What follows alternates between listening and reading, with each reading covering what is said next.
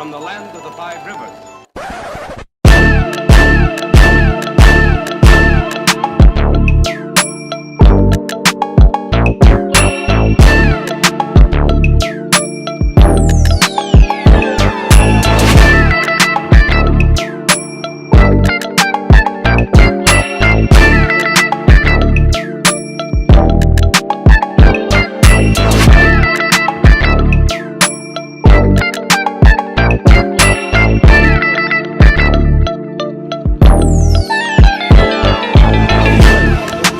Hit the edge 30, 35, 40. Midfield, McMahon breaks a tackle.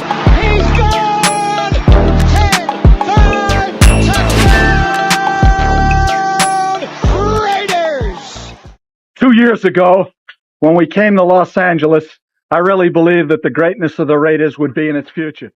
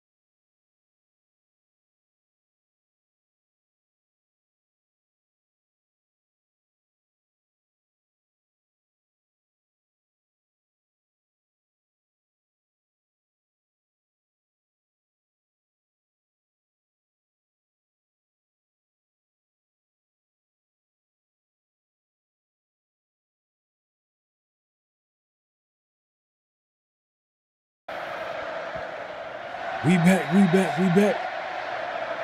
Man, y'all already know what time it is. Oh, you didn't know? 50-50. Welcome to the 50-50 Show with PharoahNFL and the Severe Raider, the realest show for Raider Nation.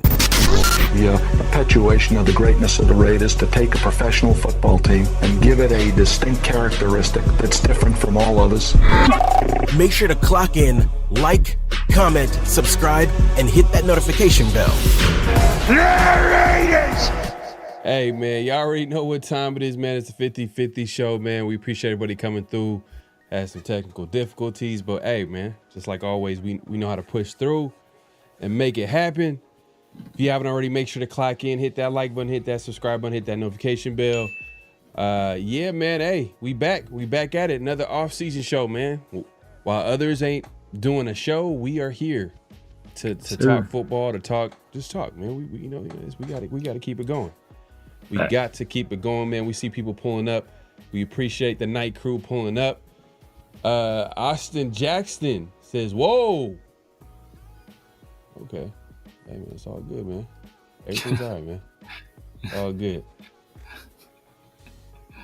Is that like is it blossom? Whoa. Myra in the building. Appreciate you coming through. Super Omicron says, whoa. He continues the whoa. He says, severe? Will he pull up with the white hoodie and ready to cook? Is that a white hoodie? Is it the white hoodie that you Great. I mean, it's the famous white hoodie? It's great today. My dog, Super Omicron, shout out to him. Yeah, appreciate him coming through. Consistent member of the night crew. Myra, too, consistent member of the My night guy, crew. Matt, man, in the building, man. Appreciate you coming through. Man, so, obviously, it's, we got, a couple weeks till the Raiders pull up to training camp? Yeah, So, I think the rookies report on the 17th. The rookies report on the 17th. The veterans report on the 22nd. Oh, so next week? No. Yeah. End of next week. End of next week. Yeah. Next Like Thursday around, for the rookies. The next Thursday for the rookies. So a couple weeks, technically. Yeah, for the veterans. A little less than a couple weeks. Yeah. Yeah, man. So we're almost there. I mean, it's technically it's not that long. It's because I feel like the older you get, the time flies by a lot faster than when you're a young fan. Like if you're a young NFL fan, like that, this time is just forever. Man, it's forever. Especially no basketball and no football. It's like, yeah, most definitely. But we're here to talk about it, man. We got a lot to talk about. Obviously, y'all see the thumbnail. TJ Watt, is he coming to the Raiders? No, he's not coming to the Raiders. But as of right now. But we're going to talk about the possible fit if he fits in with the Raiders. We'll get into that conversation. Obviously, we'll get into a few other things too as well, man. If you haven't already, make sure to click in, hit that like button, hit that subscribe button, hit that notification bell. We are going live on both our channels. So last show, Around the Shield, we had our guys Rundown and Mike in the building, and we had a good conversation about running backs and where do you rank who and what type of season Genty would have, and that was a good conversation that we had last week. And today we're going to talk about the recent rankings by a former running back, Maurice Jones-Drew. He put out his rankings ahead of the 2025 season.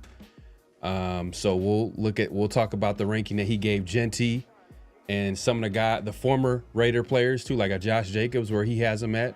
No one cares, but it's interesting where he puts him at as well. And all the other running backs in the NFL. But most of the conversation will be about Genty. We'll get into that. And I think I don't know if you heard about this, Severe. There was a guy who put one gambler or bettor put $25,000 on the Raiders to win the Super Bowl back on April 9th. On April 9th, this guy put a $25,000 bet on the Raiders to win the Super Bowl next year. Now, the odds were 100-1 at the time. So that means that if he wins, he'll get like $2.5 million. It's a nice little payday. But if he Nice. doesn't, he's basically out of 25,000. Like he's not gonna get that money back for sure. But what's crazy is that the odds are now 120 to 1. So if he waited a little bit longer, he would have got a bigger return. Let's say if the Raiders do win, but obviously it's a long shot. But still, that's kind of messed up. Like they go up like he could have just waited if he really wanted to make that bet. But I guess that's what's called. Yeah, I guess he felt like you know what, if they have a good draft, it might go down. Maybe that was his thought process. But that was crazy, man. What do you think that whole story?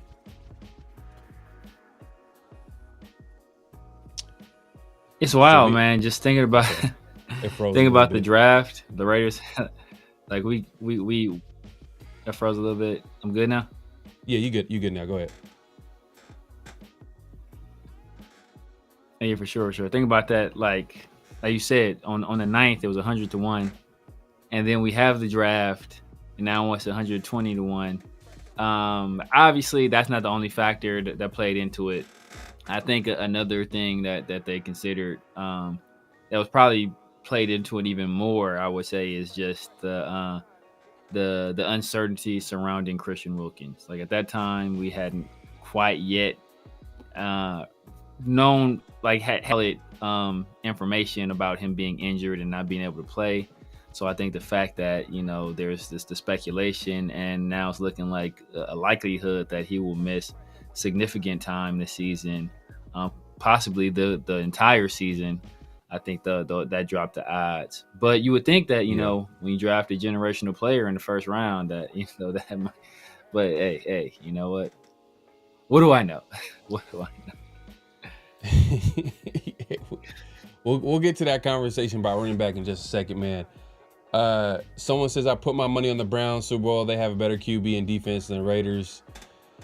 Yeah, I'm not gonna lie, man. I'm a Raider fan, but 25,000 on them on the Super Bowl, man. I guess he got money. He got money to play with, like where he could just throw away that 25,000 and not even think about it, or he has a bad gambling problem.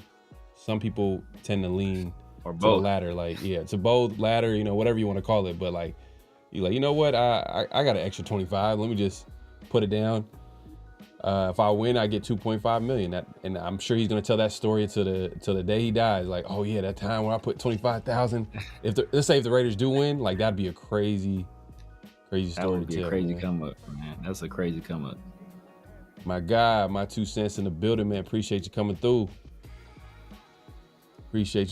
Yeah, man. That's crazy. So on April 9th is when he dropped he put the $25,000 down with 100 to 1 odds. So the payday would be 2.5 million. That was on April 9th. Mm-hmm. It's since gone up to 120 to 1, which is cold-blooded. So literally the Raiders had a draft and they looked at their draft and like, yeah, man, let's raise the odds because they're for sure not gonna win the Super Bowl. That's wild, man. That's disrespectful. That's disrespectful, man. That's hella disrespectful. If you're a Raider fan or anything to do with the Raiders, man, that's cold, man. They're like, they looked at the draft and was like, yeah, there's no way. The crazy thing is they had it at 100, so they were like weren't sure to put it at 120. So they were like, maybe the Raiders they do something crazy and get like Cam Ward or something like that. Yeah, that's wild, man. But hey, man, guy had money to play with like that, so like I guess that's what he wants to do. But we'll see what happens next year. But that would be, I think I would retire a Raider fan if the Raiders won a Super Bowl next year. I'll just retire. Yeah, that'd be. I mean, that's peak. I don't think we may never see it again. We may never see it again. If they win a Super Bowl next year, bro. I might hang out. Like, you know what? It's been a good run, y'all. To be honest with you, that's what I'm waiting for. I'm just waiting for them because it's like, just think about it, like how hard it is to win a Super Bowl to begin with, to be one of the few. I feel like it's the NFL. It's harder to win a Super Bowl than any other sport. Maybe World Series. There's teams that had 100 years. Yeah, World Series is super tough. It's super tough. Yeah, it's tough. Yeah, because then it's like, especially because what if you're a team that has a whole lot of whole lot of money, you're basically like the Yankees, like they could buy their worst, like, or the Dodgers. The Dodgers got a whole lot of, they got bankroll, so they can buy their World Series if they want, which they basically went ahead and did. But even then, though, it's like the Dodgers got like the highest payroll in Major League Baseball, but they don't have the best record right now. Yeah, it's not a guarantee. It's not a guarantee. Yeah. So it's not one a of those guarantee. situations where it's you get good pitching or get a good bullpen going for the playoffs. Like a good bullpen and some good pitching that could carry you all the way through. No, for sure. But it's like definitely a healthy advantage though. A big advantage. Oh yeah. Like definitely. you could pay for whatever you want. Like if you need a big time power hitter, you know what I mean, cleanup hitter, or a closer, or like you can get the best because you can pay for it. But it's not a guarantee. Yeah. And that's how they got. Yeah, that's how they got Shohei, because they paid him a fat contract. So, you know, and a lot of other teams weren't able to compete with what they were paying. And then I think he deferred a bunch of his money too. So, like he's not even taking up, which is crazy. It's a contract he signed. It was a crazy contract. He's not even making like a whole bunch of money counted against their books. It's like a bunch of it is deferred till later. Oh, I didn't even think of that. It's gonna be in Santa Clara, so it's gonna be in the Bay Area. The Super Bowl's gonna be in the Bay Area next year. Didn't they have it like? That's it. Oh yeah, we're talking about going too. We're talking about going to that one. I want to say, I think it is, because it comes back to LA pretty soon too. Oh, so okay, because I could have sworn it was in the Bay Area a couple years ago. I don't know. Maybe you know what it is. It's because when you have one of the newer stadiums, we ain't even there.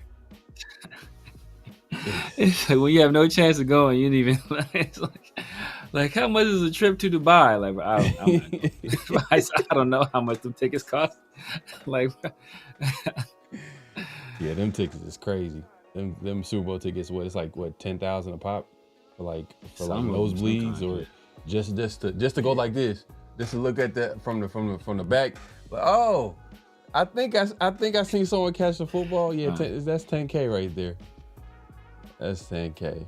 But the crazy thing is, though, I feel like people who go to the Super Bowl, like the majority, I think there's gonna be a good portion of like super fans, like they love the game, they love football. But then there's gonna be some where they just there to enjoy the show, enjoy the halftime show. They're not even gonna finish the game. They're just gonna leave. They're like ambiance. Exactly. Just to be there.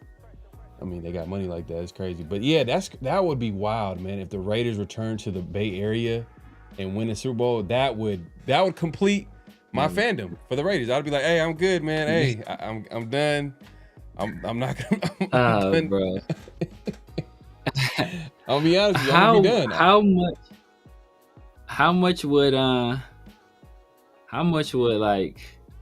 I wonder how. I mean, you're a Bay Area Raider fan. Like, how would that make you feel? Because I know there's some like Bay Area Raider fans. If they like the fact that they not only left Oakland and went to Vegas, but if they came back just for like that one day to win the Super Bowl and then dip out again, like how much would that? How much would that piss some fans off? I think some fans would be happy, but I think some fans would be mad. It would be bittersweet. I wish I would have seen the Raiders win a Super Bowl as the Oakland Raiders. Yeah. But I'm not gonna be mad if they win. I'm beast. I'm good. I'm not and you do it in the Bay Area. Like what? Yeah. I mean, that'd be crazy. I mean, but the thing is, like, ain't nobody from the Bay Area gonna be at the game. Though. It's gonna be like, it's gonna be. Ain't nobody. It's gonna be. Well, no, what? Nah. It'd be the Silicon Valley people will be there.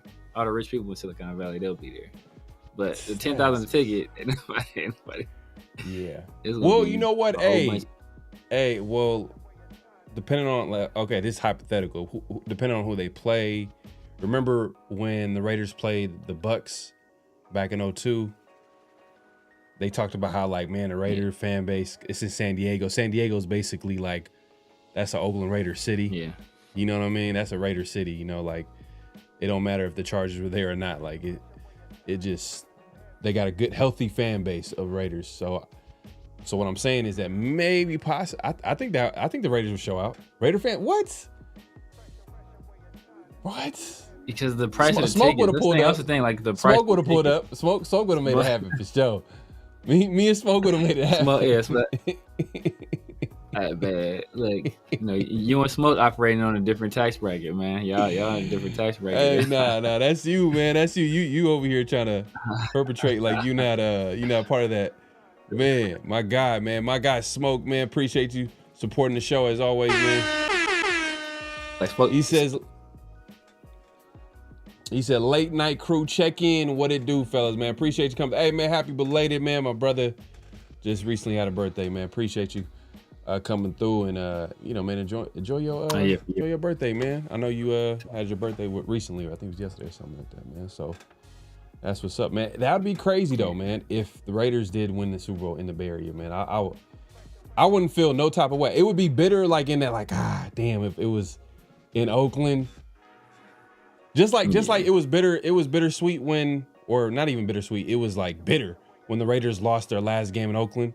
That was just disgusting. Like, come on, they got to win that game. Like, leave on a good note. Like, you know, on a high note. Yeah. But you know who beat us too? Gardner Minshew. But know what though? But know what? I think if we did win, I think Mark will have a parade in Vegas, but I think he do one in Oakland too.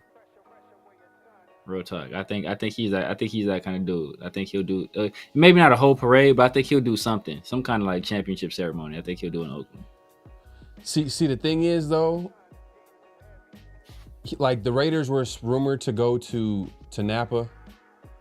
Or whatever the case may be, it fell through. It was for whatever reasons. But we were, even when they were in Costa Mesa last year, it was kind of touchy a little bit just because like they were within the Chargers Rams territory, you know, so they couldn't really do too much as far as take advantage of like the area like they would if it was any other area, like if it was outside of another team's territory. Yeah.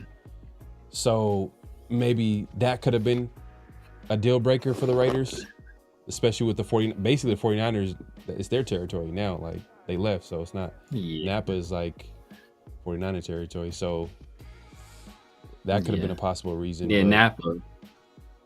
But I'm saying like in the town though. I'm saying like not like actually in the town. Like not nowhere else. I think the NFL wouldn't trip on that. They probably like not a whole parade, but if they had some kind of fan event, I don't think the NFL would trip on that. I think they'd make an exception. Yeah, but he would have to have two. And like if Mark would I'm saying. I'm saying too. Because it's too much of an event, like it's too much of an opportunity. Like the whole point is to build the fan base in Las Vegas. So they would have to have it in Las Vegas, like to for sure. But and it would have to be the first one. Like you know what I mean? Like you gotta have. But it's just I'm not sure. Of course, that goes up. Yeah, I don't think it's gonna happen because you know what's gonna happen? It's politics at the end of the day. Because what are you gonna have to do to make a parade happen? You're gonna have to deal with city officials. Yeah. And Mark Davis, the last time, like, you know, he dealt with the city of Oakland, it wasn't good, you know? Yeah. So. Yeah. I don't think that's true. That is true. But if he made the attempt, for true. sure, that'd be dope. That'd be dope. But I'm not really tripping like that. I mean, at the end of the day, they're in Las Vegas. Yeah, I'm saying, man. You 10 minutes away. Oh, damn, you damn near a 49er fan. Just say it, bro. Raider smoke is damn near. No, I'm playing with you. I'm just playing. My God, man, appreciate you coming through. Salute my guy Cheeto. Great America will be packed that week. Oh yeah, it'd be crazy. Oh damn! Don't say that, man. Bro, I'd cut off my foot to win a Super Bowl. Don't matter where they win it at. Whew. Man, you gonna be. Hey, all I know is if I'm riding with Smoke, he gonna if he say he gonna have parking right up front. That's all I'm gonna say. He gonna have parking right up front. Man, if the Raiders, for sure. If the Raiders win a Super Bowl, man, you gonna have parking right up front. Look, sure. He gonna be footless, and somebody else gonna be a millionaire. That's not a good trade, bro. That's not a good trade. That's not a good trade. Yeah. That's not a good trade. Man, but hey, man, we appreciate everybody coming through. Make sure to click in, hit that like button, hit that subscribe button, hit that notification bell. Raiders Access, stop the cap. Just want to see Super Bowl win for the Raiders. Don't care how we get it.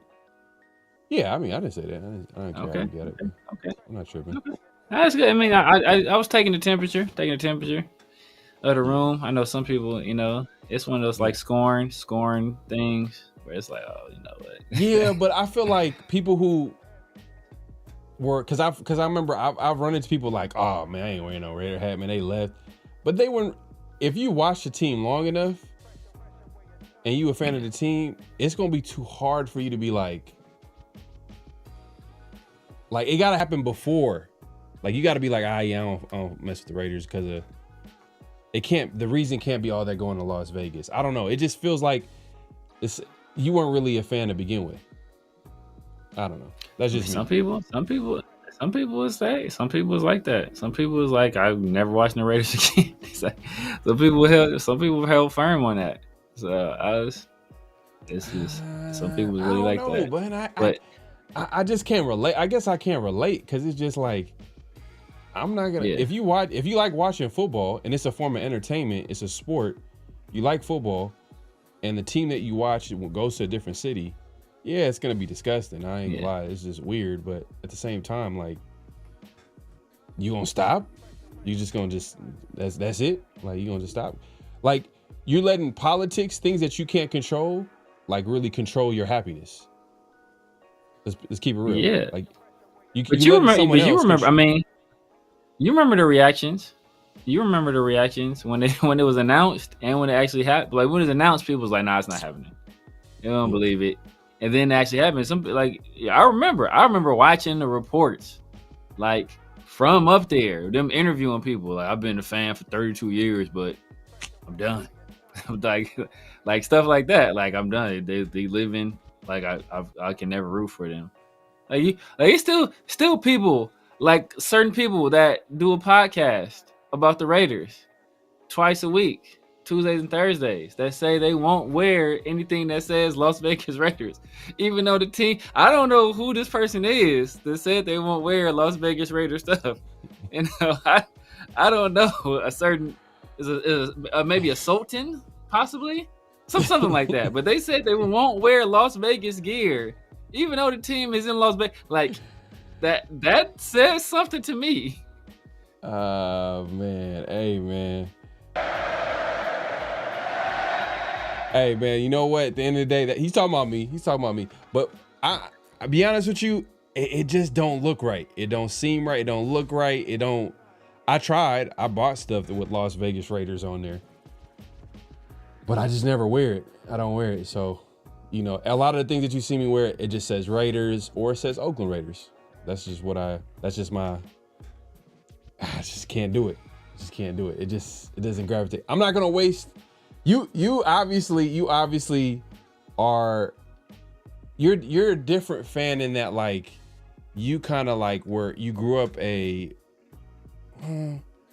grew up a Los Angeles Raiders fan. So the team left me and went to Oakland. Yeah, you grew up an LA Raider fan, but they went back to Oakland. Exactly. So it wasn't as ugly of a move. It was like ugly in that, like, damn, I can't drive up to the stadium and go to the game. I can't walk whatever. Hey, look, when I was born, the team was in LA. So as far as I know, the team was in LA. I don't give a damn what happened before I entered this earth. Whatever happened back then happened back then. I'll be honest with you, man. Oakland Raiders. All right, you know what? If you want to make this an Oakland Raider, Los Angeles Raider thing, man, I'm gonna be honest with you. Oakland Raiders is definitely where I feel like the heart and soul of the team is from. The history, everything. Well, I guess you could. They had some. They had some good teams. They had some good teams. They had some good teams. But LA took it to the next level. You talking about they won 2 Super Bowls with Oakland? LA took it to the next level, though. I mean, in terms of like popularity, they took it to the next level. Oh, like Raiders became ubiquitous once they came to LA.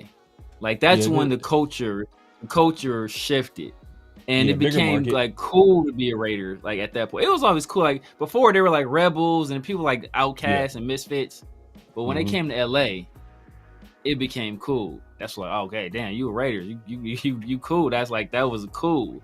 Like it was always like, like rebellious, and people that like the rebellious stuff, they always gravitated toward the Raiders. But when it got to LA, that's when it was like, okay, like now it's like, everybody rocking it, Ice Cube, Boys in the Hood. Like now it's like, okay, it's on a different level now. Yeah, I hear you. Because it's LA is a bigger market at the end of the day. Yeah. And like, yeah, exactly. It's connected to a lot, like the music industry, Hollywood. You know what I mean? Like literally, like Ice Cube was in a movie wearing the Raiders hat. Like you know what I'm saying? Like as well as music. Yeah. So NWA, all that type of stuff. So yeah, I get it 100%. So I agree with that. Statement, but. I don't know, man. Oakland Raiders just sound right. I don't know. The Oakland Raiders it just flow off it's like, that's what it's meant to be, man. It's meant to be. The heart and soul is always going to be Oakland. They can't take that away from me. Like for example, like the Los Angeles Lakers. That's how Minneapolis Lakers. No, the Los Angeles that you just know it fits. It's just synonymous with that. But no, I don't fit. Because how many lakes is in LA? Yeah. How many lakes is in LA? Ain't a goddamn lake out here. It's a couple of ponds though. Minneapolis is the land of lakes, right? That's why they were called the Lakers. So the fact that they came to LA and they still the Lakers, like it sound right just because it's been here so long, but it really is like Laker, like ain't no lakes out there, bro. What are you talking about? Right. And just like some people, like the Brooklyn Dodgers, like technically, the team, like the heart and soul of the team started in Boston Red Sox, New York Yankees. Like if they went anywhere else, it would be like what? Like this, it's the same thing, bro. It's the same thing. It's just that it's happening to the Raiders. The Raiders got a worldwide fan base. We all get that, but it's and then the thing is, when we refer to the team, we just say the Raiders. I call them the Raiders. I don't be saying the Las Vegas Raiders. I never think that's all. I think it's all team. I mean, you don't say like nobody's like the Los Angeles. You just like the Lakers. I'm a Lakers fan. I'm a Los Angeles Lakers fan. But if you really wanted to though, the New York Yankees, like if you really wanted to, it still would flow right. It still wouldn't be. Yeah, you know what I mean. You said the Yankees. Obviously, a lot of people just say the Yankees. But then but if someone really wanted to say the full name, it wouldn't feel unnatural. Like, you're doing too much. Like if you said, the Oakland Raiders, it wouldn't have been. You know what I'm saying? It wouldn't have been that bad if you think. No, it wouldn't have been that bad. Because I mean, that's what everybody. Because for forever, they were there. Forever they were there. So like it's still like. It still flows off the tongue. You've been saying it for so long too. People still be saying Oakland. They be announcing they call them the Oakland Raiders. Yeah, man. He's just trying to start some shit. Man, look at people in the chat like he's just trying to start some. Severe trying to stir up some Raiders. Man. What did I say that's non-factual? What did I say that's non-factual? Everything I say here is fact. Like the heart and soul is in Oakland, but hey, they leveled up in Los Angeles. From a cultural standpoint, I guess, from like a move, like from like a high profile, but they were historically speaking, like the Raiders were a good team. They're a great team. You know what I mean? Like their best years they were like the team. It was basically they were the team that was losing against the Steelers. Like it was the Steelers and Raiders back in the day. Like that was the matchup. Like everybody was waiting for that matchup to happen.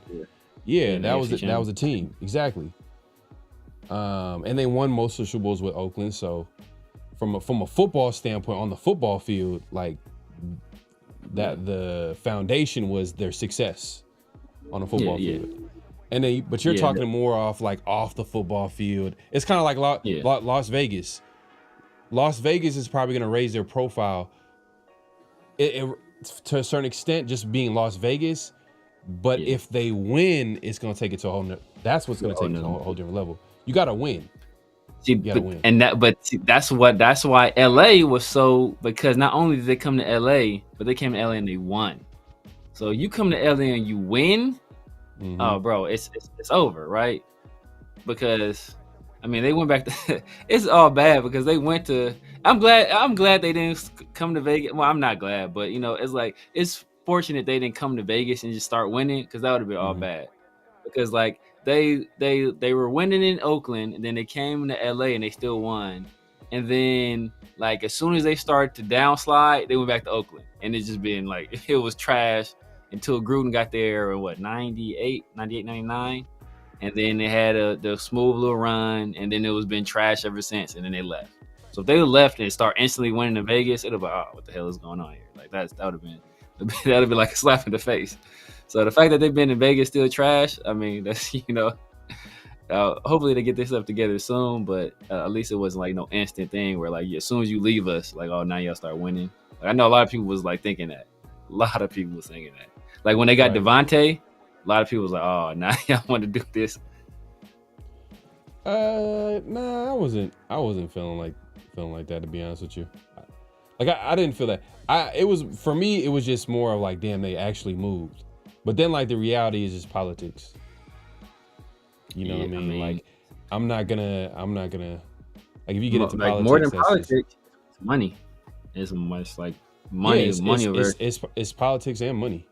It's all interconnected. Like the city want to get paid, the team wants to get paid, the team doesn't want to pay that much, the city doesn't want to pay that much.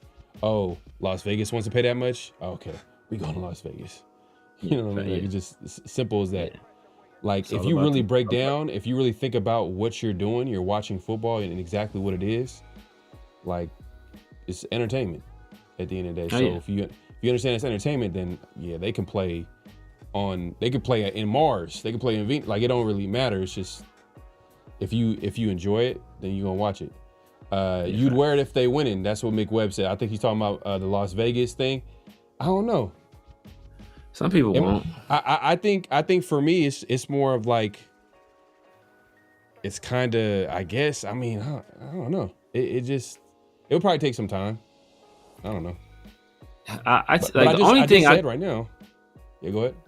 No, also the only thing I couldn't like if it was like a lame city. If they moved to a lame city like Vegas, I could rock Vegas because like Vegas is cool and it's still like West Coast adjacent. They be trying to claim it from the West Coast, but ain't West Coast. This is West Coast adjacent. But if they moved to like San Antonio, I was not rocking no San Antonio Raiders here. I was not gonna rock nothing that said San Antonio Raiders. You see what I'm talking about? Like, and that's the difference. Is a cool city, though. Vegas is a cool city. Like San Antonio is like a lame. Like San Antonio. I mean, sorry if anybody watching San Antonio. Sorry, that's a lame ass city. I ain't rocking no San Antonio stuff. But Vegas is Vegas, bro. Like that's like it's still cool. It's still hip. Like I ain't rocking San Antonio. Like Albuquerque, like Albuquerque Raiders. Like nah, come on, bro. Like get out of here. Like the Spurs and the Raiders got same colors. What you talking about? That'd be a nice little, Spurs are, Spurs are kind of, Yeah, Spurs never been cool, but see, but it's the same logic though. You're disgusted as well. It's just surprising that you're not disgusted about Las Vegas. Like Las Vegas Raiders don't even go with the team. The Raiders don't even match. If you want to be real, they don't even match with LA. Like LA is all about like, but like when you think about LA, you think about like the Lakers and like the Stars. You think about I think about drive-by shootings and crack cocaine. You know what I'm saying? I guess it depends who you talk to. I guess it depends who you talk to, but Yeah, But you like tell when you, people that's not from LA, they think about like movie stars and stuff like that. You talk about people from LA, yeah, they talk about gangbanging. right. But what I'm saying is that when you think of the Raiders, they're more of like a blue collar, like it's more of a, I don't know. If the Raiders feel like they come from a city where it's like more of a blue collar type of city, like it's a different type of vibe. They don't have the, it's not like they're not like the Lakers. The Lakers and the Raiders are like polar opposites, and they were in the same city at one point. They're the same, but they're different because they're all about making a splash. That's what Al Davis was about. That's why he wanted the biggest, the fastest players, because he wanted. You're right. It's not about. It's not. I'm not taking what the defense gives me. I'm taking what I want. Like he wants people that could throw the deep pass. He wants long touchdowns. He wants long touchdowns. He wants that. He wants that splash. He wants the quarterback to go down hard. Like that's what he wants. It's all about that splash, and that's how the Lakers basically were. Where they're about making a splash. Now, how they went about it was different because the Lakers were all about, hey, big name guys, big name players, bringing them here, and now we got this big name and lights. And the Raiders, they did it through, identifying maybe small school guys or guys that were misfits on other team, but who were still extremely athletic or extremely tough. They still had that wow factor. It just wasn't like they didn't have the name attached to the wow factor. Man, and which made sense because at the time, when the Lakers, when Jerry Buss bought the Lakers, the NBA was like a struggling league. People thought it was going to go bankrupt, before the 80s. But by the end of the 80s, they thought it was going to go bankrupt. So you had to kind of generate money. Where the NFL was at that point, it was it was already ascending if not the number one sport in America, it was passing up boxing and baseball to be the number one sport in America. So a little bit different situations. Yeah, man, it's the Raiders just fit Oakland. It makes sense, but I understand they had a history in Los Angeles. They did their thing. They won there, So if the Raiders did go back to Los Angeles, it still would have been like, damn, they're leaving Oakland, but it wouldn't have been as bad. But when they went to Las Vegas, it was just like, what? Yeah, Las Vegas Raiders. They don't even nothing about like. It don't even matter. Las Vegas is more of it's a flashier town. Like Las Vegas is kind of like it's basically LA on, I won't say LA on crack, but if you think about it, like a lot of stars go to Las Vegas to party and celebrate, and it's gonna, and then I think I think eventually they're gonna have an NBA team there. Obviously they're getting they're getting the A's there too as well. So you're gonna see like over the years and how that's gonna impact the team and how teams are like viewed in Las Vegas. But I think man, it is what it is, man. But man, make sure to click in, hit that like button, hit that subscribe button, hit that notification bell, man. So we just went on a tangent. Went on a tangent. It's like saying SF Warriors. Yeah, it is. You know what? I don't even like the fact that the Warriors never claimed Oakland like that. To be honest with you, they never put Oakland in there. Like they called them Golden State Warriors. To this day, too, they called. But I think the owner wanted to call them San Francisco Warriors, but I don't know what happened. Maybe the PR team was like, nah, I don't know if we should do that.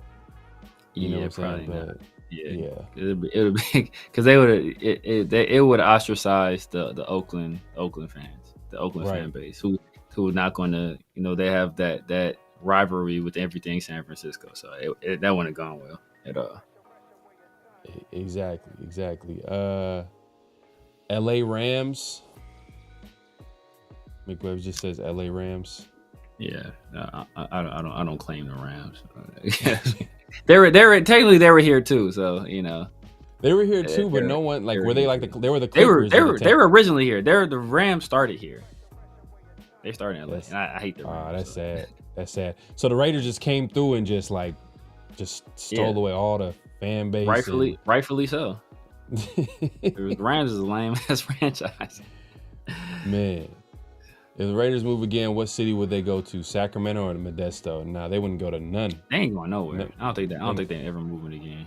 That would If- not. It would if- be a long time. If they go to another city, they're not. I don't see them leaving Vegas. Yeah. I don't Yeah, they're not. They're gonna go, especially if they start winning and they build the brand. It's already like the value of the Raiders already went up. You see how much some of these teams are going for. How much did? That must have been another sport. Oh, the NBA teams are selling. NBA. That's another conversation. Lakers. But Lakers NBA sold owners for are. 10 billion. Yeah, that's 10 billion wild. for the Lakers. Yeah, and if the Raiders did, let's say, leave Las Vegas, it would probably go to a city that they're familiar with or an upgrade, a bigger market, like a market that's on the upswing. Sacramento, nah. Modesto, nah. Yeah. They like if they went to Modesto, it's the beginning of the end for the Raiders. That would be The terrible. Modesto Raiders. I don't see them leaving Vegas. They got one of the best stadiums, and they're in an area where they're willing to like invest in entertainment.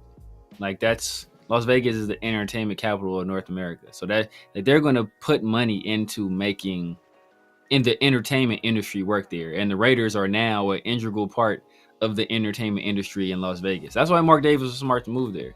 So they're going to make sure the Raiders have what they need in terms of facilities and all that stuff to make a success. Yeah, man, it is what it is. But let's get into the TJ Watt situations. TJ Watt is basically in a dispute with the Pittsburgh Steelers, one of the best pass rushers in the NFL, arguably the best.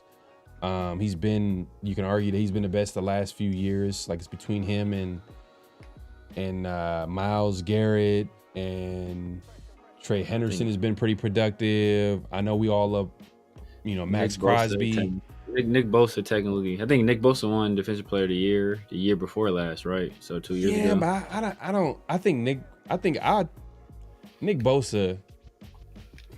I'm not saying he's bad, but I'm just saying like I feel like Max.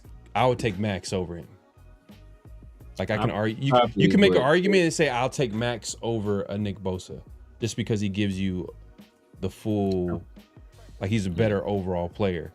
But then when you get into the Myles Garrett, you be like, ooh, like he's physical, like phenom, like it just like damn, like he went number one overall for a reason, like and he shows it on the football field, like you could just tell, like there's nothing. The offensive line could pretty much do with Myles Garrett, but then you got same thing with TJ Watt. TJ Watt is a monster. Yeah, and he's been productive, like Defensive Player of the Year, and multiple times been all pro. 8 years in the league, man, productive. Like I said, teams are calling in. ESPN is reporting that teams are calling in to the Steelers to check and see if he's available. I'm sure Steelers are probably saying no. But you never know. The Raiders were saying no with Khalil Mack. They end up trading them. But the Steelers are not the Raiders. They're not going to trade their pass rusher a day before the season starts. Like, you know what I mean? Was it a day or was it the weekend before? Or the week before the season started? It was right. No, it wasn't. It was after the preseason. It had to be after the preseason. Let me see. Let me see when did Khalil Mack got traded? I think it was because it was before training camp. I want to say because I think they were scared, or maybe before preseason, like right before preseason, because they were scared that he would not show up for preseason. I thought that was what it was, and that's like the kind of artificial deadline they had. They thought that would tank his value.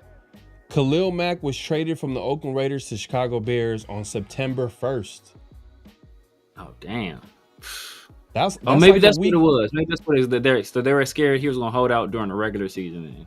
I remember they were worried about a holdout tanking his value. So that's like a week or 2 weeks before the season starts.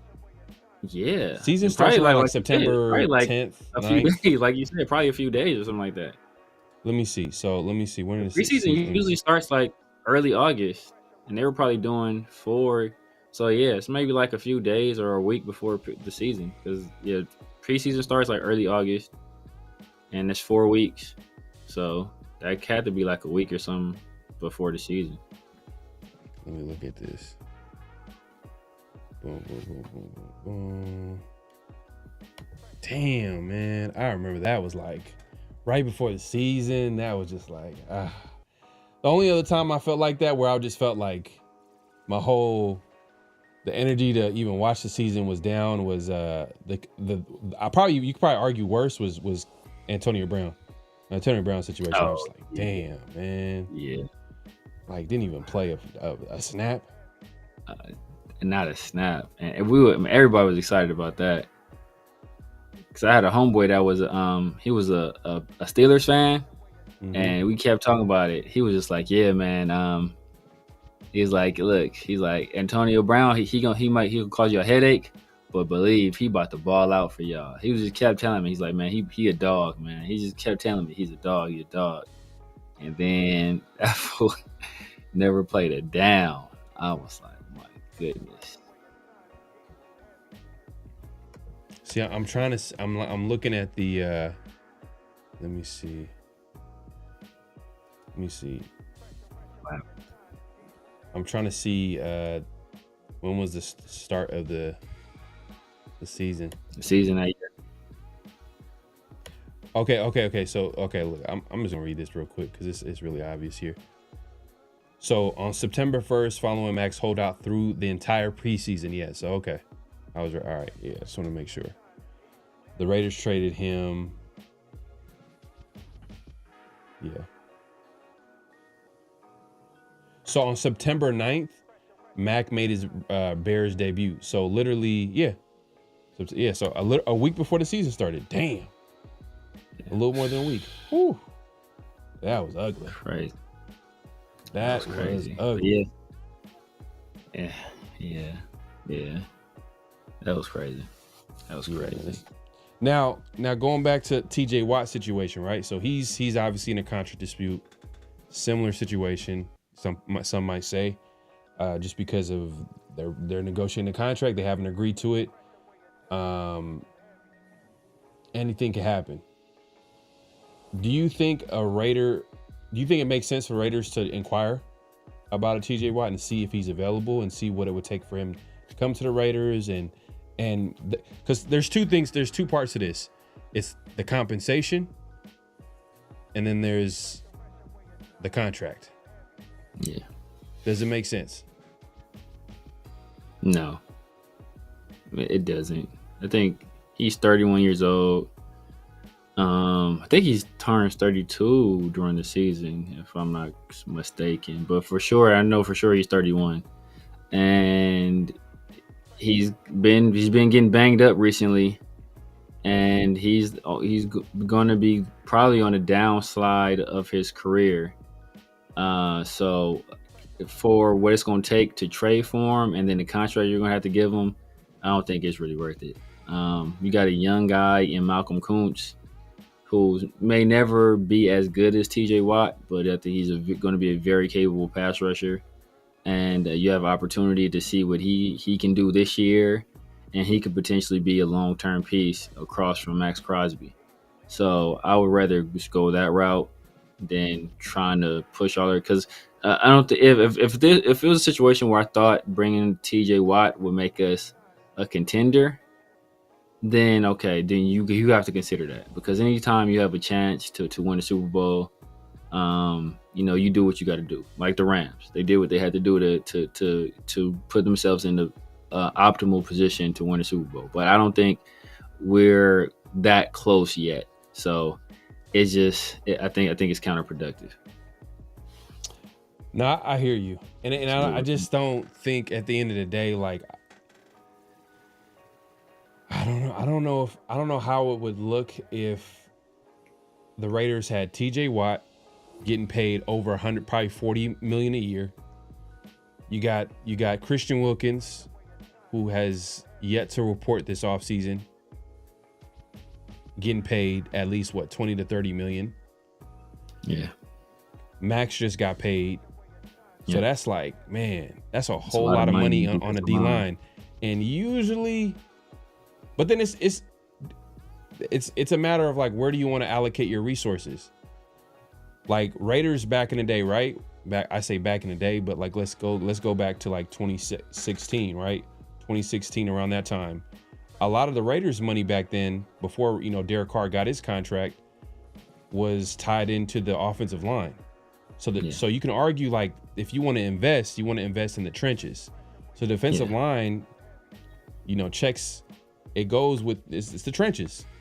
Yeah. So you wouldn't invest in getting the best, arguably the best pass rusher in the NFL to pair with Max Crosby, a top 3 pass rusher. You know what I mean? And then a Christian Wilkins, he gets healthy. Obviously, you're kind of betting on that to take care of itself. I get that part, but if healthy, that'd be the best defensive line in football. You could argue that's the best defensive line in football. Yeah, but so if we're going with the timeline that we're currently going on in terms of Christian Wilkins, then we probably don't have him much of the season, if at all, this season. So that's already a sunk year. So now you're a year closer to Max Crosby being 30, and then you're well into your 30s for TJ Watt, a player who's already kind of shown signs of deteriorating and being injury prone. So that's part of the reason why he's at a contract impasse with the Steelers, because like from a health standpoint, older, and he's older, and I think he's been nicked up too for like the past 2 years. I believe he's been nicked up. We can look that up, but I believe the past 2 years he's been banged up. So, but you're saying from a health standpoint, he's deteriorating, not on a football field. His game is not on a football field. No, yeah. For health, he's starting to get injured more and more. And of course, he's not quite the same player he was. He's still a very good player, but he's not quite the same player he was 3 years ago, or because I think that's when he won Defensive Player of the Year. 2 years ago was Nick. Last year was Miles, right? No, last year was Patrick Surtain. The year before that was Miles. Then I think the year before that was Nick. And I think the year before that might have been TJ, or might have been AD. But he's removed. He's a few years removed from him winning Defensive Player of the Year. So he's not that same guy anymore. Is he still one of the better defensive players, one of the better defensive linemen in the league? Definitely. But he's a guy that's clearly going to be on the downside of his career at this point. So do I want to sink that money into that guy? Not really. His production did go down a little bit. I mean, he had 19 sacks in 2023, but he had 11 and a half sacks last season. But deteriorating. I mean, he played 17 games last year, started 17 games, back-to-back seasons. He started all 34 games, 34 available games 34 games in 2 seasons. What did he do the year before that? What, 2023? Yeah. Or 2024. 2024 was last season. He played all 17 games. 2022. 2022 he played 10 games. But that was I want to say there was a year. Yeah. That was like literally the only season where he missed extended time. Every other season he played 15 games, started 15 games. In 2021, 2020 15 games, started 15 games. Like, and this is back when, I don't know, when was the season where they added the extra game? Maybe 2 years ago? Years ago, yeah. I don't remember what year. So his whole career, he's health-wise, he's been pretty solid, especially the last couple seasons too. He's played every game. The last 2 seasons. So playing every game and being healthy is not necessarily the same. Like, being available and playing doesn't mean you're playing. Like, we know, Max was hobbled. Like, Max that didn't miss a game until last year, but 2 years straight he was hurt. Yeah, NFL, but I'm saying, bro. but if that's the fact, because last year he had 11 and a half sacks. So 17 games, you're that level of a player, you only get 11 and a half sacks. It leads me to believe he wasn't playing at 100%. Well, Another factor that I'll add to that might make the Raiders be a team that would be calling the Steelers is Pete Carroll. Pete Carroll is 70, almost 70. He's almost 70. He's about to turn 74 when the season rolls around. 74, 75 years old. Yeah. You think he's waiting to rebuild this team? He's looking to win. He's trying to leave on a high note. He's trying to win. So whatever player that can help him win now is a player that he's going to take seriously. He's going to try to, make a case for the Raiders to acquire this player. And I think TJ Watt is that type of player. That's another factor, and is like the Raiders are obviously, they got a coach who's in their 70s, the oldest coach of all time. He's literally the oldest coach of all time. He's not going to be here to rebuild. Like, his mindset is like, oh, I'm here to hand it off to the next guy. Like, nah, he probably has that in mind. Like, he's not going to be there for a long period of time. Like, I don't know, man. I feel like he wants to win. He loves football. He loves the game. He wants to win, but in order for him to do that, it has to be now, not later. I don't know what happened. That is true, but that Spytek is also part of that decision making, a brain trust, as is Tom Brady, as is Mark Davis. And while Pete Carroll may not be of this earth for much longer, those guys are looking for sustained success. Obviously, they won a Super Bowl, but they also don't want a Super Bowl at the expense of the team losing, for several years after that Super Bowl, or putting themselves in a position where they can't, because you gotta think about it, like all that money is going to be, and they're basically they would have to reset, because Christian Wilkins, Max Crosby, and TJ Watt all getting paid like that. Like, then they're going to have to start making decisions on who they want to bring back. So they're going to have to start offloading players and trying to replace those players. But now they don't really have the draft capital to replace those players with high end rookies or premium draft picks in the draft, because they gave up that compensation to bring in a guy like TJ Watt. So if you do all of that and you get TJ Watt and you pay him all this money and then you don't win, then you kind of, you're burning the candle from both ends, because not only did you give up all of these assets and give up all this cap space, which prevented you from signing other players as well, possibly younger players that can stick around and be a part of the foundation of the team, but you also gave up the draft capital, which potentially could be younger players that are cheap and could be foundational members of the team as well. So I just think that, like I said, if this is a situation where, hey, you know what? Hey, all we need is just one more guy. If we get another impact player on defense, man, Super Bowl bound. Bro, we don't even have a number one receiver. We don't even know if we have a number 3 receiver, right? So the only thing we know we got is Jacoby, and apparently he's gonna be playing slot.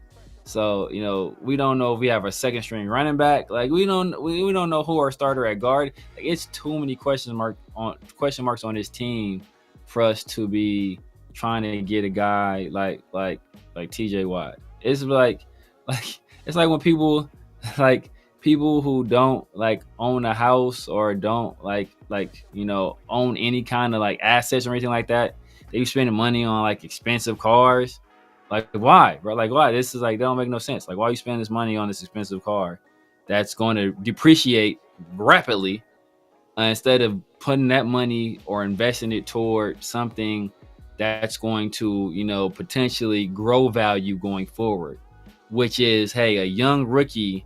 That value on that player is more likely to appreciate than the value on a guy like TJ Watt, who is 31 years old, and as you said, he just missed 7 games 2 seasons ago, was probably banged up last year because he wasn't as productive as we know a player like him should be. No, I hear you. I'm not disagreeing with you. I think it makes sense for the Raiders to look long term, but because the Raiders have been there, done that. They've done this before. They've gone after a veteran and paid him and try to, not rebuild. They reload, not rebuild, but reload. Eventually, you're gonna have to like build it the right way. You know what I mean? And you build it off like foundation. Buffering since 2005. Man. But I will say this though, that like, if you're gonna spend money, I do agree. I agree with spending money in the trenches, man. Yeah. Unless you're the Bengals. If you're the Bengals, trenches. Nah, it's all about the skill positions. Position players, man. Like, come on now. Look, they almost did it though. They almost did it like that. But it was such an outlier. Like, it hasn't like, what have they done since then? To be like, if we're keeping it real, even last year, like, they were pretty much healthy. Like, Burrow was healthy. What happened? The defense faltered. The defense was giving up a lot of big plays. They Jamar Chase was out there. Higgins was still out there, and they still weren't getting it done. You know what I mean? They were in a tough division though. To be fair, they were in a tough division, but they're in a very tough division, and their defense was like all time bad. Yeah. But they're putting all that money at wide receiver, quarterback. Okay, I can understand quarterback. I can understand a number one receiver, but then paying another guy number one receiver money. That is wild. That's tough because Burrow's getting paid, but it is what it is. Yeah, he's getting paid. It's Mar and so is T. So right. Yeah. Right. Marty Martman in the building. Appreciate you coming through. He says conditional 3rd round pick, 2-year extension, signing bonus. First of all, I don't think it's going to be it's too many teams, bro. Too many teams that's going to be interested in a pass rusher. I think it's going to go up at least to the second round, at least. At least to the second, yeah. How old was Khalil when he got traded? How old was he? He was still on his rookie contract, so he couldn't have been older than 26. Yeah, and we got like what two 1st round picks. 2 first, yeah. Let's see. Yeah, he had to be like 26 because that's the whole deal. I think we did pick up his 5th-year option. We picked up his 5th-year option, and he still wasn't. He still didn't show up, and that was going to be a significant raise over what he had been making, but obviously it wasn't the type of money he was looking for because obviously he was an all-pro guy. He had won Defensive Player of the Year, so he was looking for fat money. But I think the Raiders were trying to let things play out, and he wasn't trying to let things play out. So that's how it goes. 27. He was 27. 27. Okay. He's 27. Damn, Ryan Poles is still with the. Damn. Hey, man. Ryan Poles was able to make that trade for Khalil Mack, trade away a couple of 1st-round picks and another, I think maybe a few rounds, probably some other picks as well. Was it only 2 1st-round picks? 2 1st-round picks and a 3rd-round pick and quarterback Kyle Orton. Oh, no. A 3rd rounder and quarterback. No, that was a separate trade. Yeah. They got a 2nd back from us, though, I want to say. We got 2 first and a 3rd. They got a 2nd and Khalil. If I recall correctly. Yeah. I'm not sure. Damn. Oh, man. That's. And Khalil, he did win Defensive Player of the Year, too, before that trade, too. Yeah. So, and he was younger. Yeah.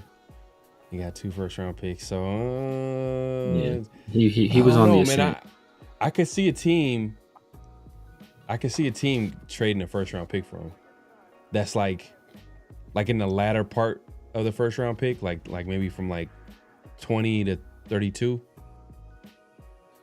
Who feel like he's a missing piece? Can I see it? Maybe 20, maybe 26 to 32, maybe 26 or 25 to 32. It had to be a team that's pretty solidified. Like the Eagles, they're not doing it. Would the Chiefs do something like that? I think they would do something like that. Yeah, the Chiefs basically is a high second round pick though. I mean, they were in the Super Bowl last year. Yeah, I think they would do something like that. I think maybe even the Bills. Because they lost. Vaughn is gone. Vaughn is gone. Mm-hmm. I can't think of. I don't know who they have on defense now. They got old boy from Houston. I forget his name. The D tackle. Marty says Pete Carroll, first ballot Hall of Famer who brings Raiders back to glory. You don't think he's first ballot? Do you think? Oh, he's first ballot. You don't think he should be first ballot right now? He should. Well, it depends because he's a first ballot college football Hall of Famer. Is he a first ballot pro football Hall of Famer? I would think so. Damn, he could have had two. He could have had 2 Super Bowls too. If he just ran the motherfucking ball, man. Yeah. Oh, if he had won that second Super Bowl, he guaranteed first ballot. I think he should still be a first ballot Hall of Famer though. He should still be, but he for sure will be for college. For the pros, I think he will be as well. Oh yeah. No, I agree. It's like without a doubt. If he brings the Raiders, what? Oh yeah. That'd be crazy. But yeah, I think it's gonna take at least a second round pick. I think teams are gonna want to be in on TJ Watt because pass rushers are valued, man. It's a premium, especially a guy like TJ Watt who's literally been, top 2, arguably the best pass rusher the last few years. So yeah, I think the Steelers, if they want to trade TJ Watt, they're gonna be able to get some from. And that's the problem. 2-year, I'm agree with you with a 2-year extension. Is this his last year on his deal? I don't know. Let me look up. We're looking into the TJ Watt real quick. Let's look at his contract situation. Because I like a 2-year extension, but if this is if he's already like under contract for the next 3 years and we give him an extra 2 years, that'd be ugly. Yeah. That'd be crazy. TJ Watt. If you haven't already, make sure to clock in, hit that like button, hit that subscribe button, hit that notification bell. TJ Watt. Let's see, Spot Track. Let's take a look here. Let's see. He signed a 4-year, $112 million contract. Let's see. Oh yeah, this is the last year in his deal. Okay. Yeah, that's how I kind of figured. Okay. Hey, I ain't mad at a 2-year extension. Yeah, but it's gonna have to be 2 years. He gonna want what Max getting. I mean, hey. Damn. It's crazy. When was, if y'all want to just rewind real quick, man. I want to rewind, man. Let's go back like a couple of off seasons ago. Wasn't there a pass rusher the Raiders signed in free agency? He's around the same age, 31, 32 years old. Gave him like a 2-3 year deal. You know what I mean? It didn't end up being a bad deal because obviously it didn't work out. But if y'all want to guess it in the chat, there's a situation where the Raiders did pay a guy in free agency. Now, to be fair, he got $17 million a season, I think, around $17 million a season. TJ Watt is gonna want to get like, would you say like 30, damn near 35? 30? Yeah, damn near, yeah, 30s. Damn, at least. Well, it depends on where he. I think if he goes to somewhere where he thinks he's not even that. Scratch that. Yeah, he's gonna want 30 something. He gonna want 30 something. You said 30 something. He gonna want 30 something. Yes, I was thinking maybe if he goes to a situation where he thinks he can win it. But the Pittsburgh Steelers, low key, they low key trying to push their chips to the middle of the table and win right now too. So, like, yeah, so it doesn't make sense. He's gonna win. Yeah. So, if you're looking for a winning situation, I mean, low key he in one. So, I mean, he gonna want to get paid. He gonna want to get paid. Yeah. That does make sense. I don't think the Steelers are kind of going all in right now because they're paying all these guys. They got a quarterback that's on his last legs, Aaron Rodgers. You know what I mean? Like, he probably might call it quits after the season, maybe. You know, depending on what happens. But I think they're going all in. Like, they're trading for all these veteran receivers. They're doing all these things. You know what I mean? There's Jalen Ramsey. Yeah, Jalen Ramsey. You know what I mean? They're kind of like they're kind of like gambling on the fact that, like, all right, Ramsey's on the up and up, and Minka Fitzpatrick, he's kind of going the other direction. They're kind of betting on that. And they feel like he's a better player. They think Ramsey's a better player. I think that's what it is right there. I think they feel he's a better player. I mean, there's a comment made. I think somebody made a comment last year on the Steelers defense that, like, there are 10 guys doing what they're supposed to do, and then, like, one guy is doing, like, freelancing or whatever, essentially. Something to that effect. And, like, it later came out that, the person was referring to Minka. Like, Minka be out there.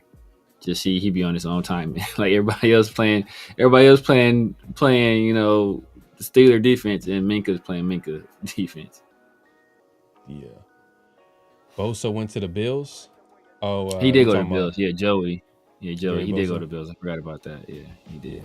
Yeah, Chandler Jones. He'll be here by week 3 too. So ain't no way. Yeah, man. We appreciate everybody coming through. Make sure to click and hit that like button, hit that subscribe button. But yeah, man. Hey, we just wanted to talk about it. Obviously, it's a situation to monitor. TJ Watt hasn't signed with the Steelers. Teams are calling in, according to ESPN, reaching out to Steelers to see if he's available. Nothing's really, dropped as far as breaking news on, what the Steelers are trying to do. But we wanted to see if would it be a good fit for the Raiders to pick up a TJ Watt. Obviously Severe, he made a good case. I understand where he's coming from.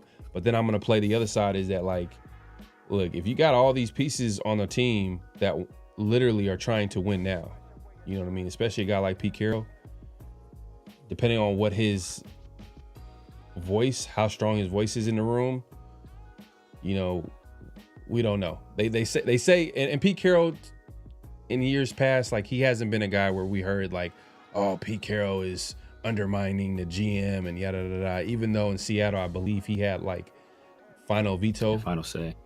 But according to like a Seattle insider, that was never an issue. He let John Snyder be the GM, and they were on the same page when it came to move. So we'll see how it shakes out for the Raiders. But sure they're on the same page as long as they do the moves that Pete Carroll wanted. Right. Yeah. Well, the point of the GM is to get the players that fit what the coaches want to do on offense and defense. So yeah, exactly. Yeah. So yeah, you're right. Like, they're gonna have to be on the same page because you're getting players not for the team but for the coaches that coach the team as well. So yeah, right. Now, to continue the conversation we talked about it earlier,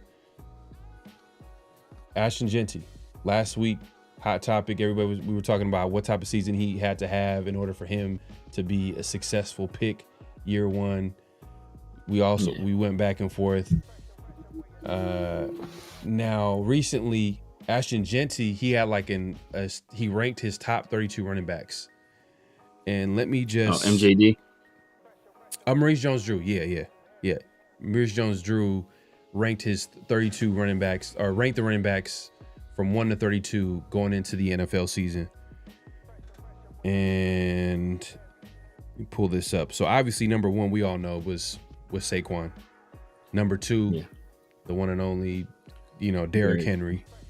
You know what I mean? Like, obviously that was an obvious one. Like you feel like he's gonna slow down, but he did. He like literally he goes to the Ravens. He just gets 1,900 yards. Like, no one really cares. No one talks about it. It's like it's nothing. Let me and then after that, a familiar face at number 4, Josh Jacobs. He had Josh Jacobs at number 4. I think he's given number 3. No, he's number 4. Number 3 was Gibbs. Oh yeah, I skipped Gibbs. Yeah. went ahead and skipped him. But yeah, Gibbs was number 3. Josh Jacobs was number 4. And then Bijan rounds out the top 5. Bijan Robinson, the Atlanta Falcons running back. I think that was a running back that, was getting compared last week to Genty. And, he's considered a top 5 back, according to Maurice Jones-Drew. Now, if we go all the way down, we pass up a lot of running backs here. Let's go to 10. Let's go to 10 first. Let's go to 10. Go to 10. Number 10 is Bucky Irvin. So he rounds out the top 10 running backs. At number 10, Bucky Irvin, the running back for the Tampa Bay Buccaneers. He was a rookie last season, drafted in the 5th round, balling. I mean, he rushed for 1,100 yards, 207 attempts, 5.4 yards a carry. So pretty good rookie season, man, for a guy that big, at that size. And he was in he was in the 2-back system too, so that's why the numbers don't like gaudy. He wasn't the lead. He wasn't the lead back until the end of this year. The other back kind of was. I don't know why it's pinging. It's kind of random. It's random. I'm not even. That just something is like, I don't know what's going on, but like it's pinging off a keyword. It's weird. It's strange. So number 10 was Bucky Irvin. If we go down, to number 13, we see the first rookie on the board is Amari Hampton. Amarion Hampton, running back out of North Carolina, is the first running back that gets ranked from Maurice Jones-Drew. And one of the reasons that he has him ranked that high is the fact, obviously his skill set, his talent, but more so, the one thing that he highlights is the fact that Jim Harbaugh is going to run the football. He's going to find ways to give him touches, and he feel like he's going to be productive, and he has him ranked at number 13. Surprising. Why is it surprising? Because Maurice Jones-Drew, going into the NFL draft, his number 1 running back on his running back board was Genty. It wasn't Hampton. It was Ashton Genty. And on top of that, Hampton was in 2 or 3 or 4. I don't think he might have been 5 or something like that. I can't remember. I can't remember his rank. I don't think that's he's contradicting himself. I think he's kind of like, I got to pull that up. That might be a flag. This might be a flag. He's insulting everybody's intelligence right now. But if we go all the way down to see who the next rookie running back is, Ashton Genty at number 17. Yeah. And, he starts off by saying, I can't wait to watch Genty take his first NFL snap, yada, yada, yada. It's perfectly, he's a tough tackle, should fit perfectly in an attack that wants to bully opponents under Pete Carroll and Chip Kelly. Now, he says all that. But then he highlights a comment that Carroll said last month, pretty much saying that, the offense won't rely on one running back.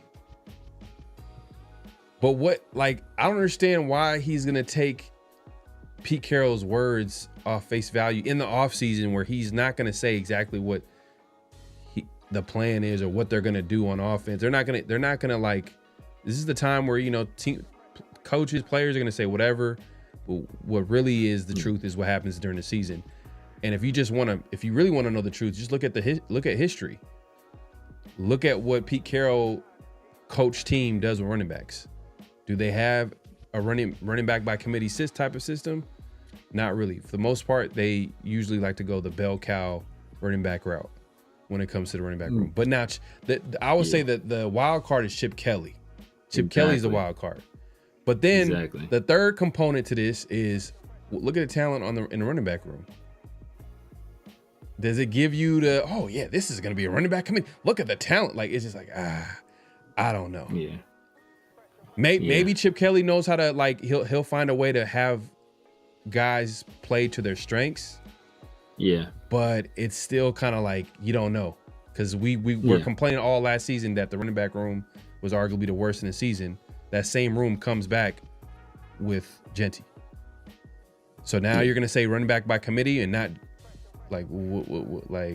Mostert, is he a guy that you want to count on and say that is going to be a guy that, you know, he's going to be able to come in and be as productive as Genty, or, you know, I don't know.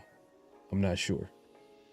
But what was your first reaction when you seen that, like, he had him number 17 in his rankings, but then before the draft, he had Genty as his number 1 running back?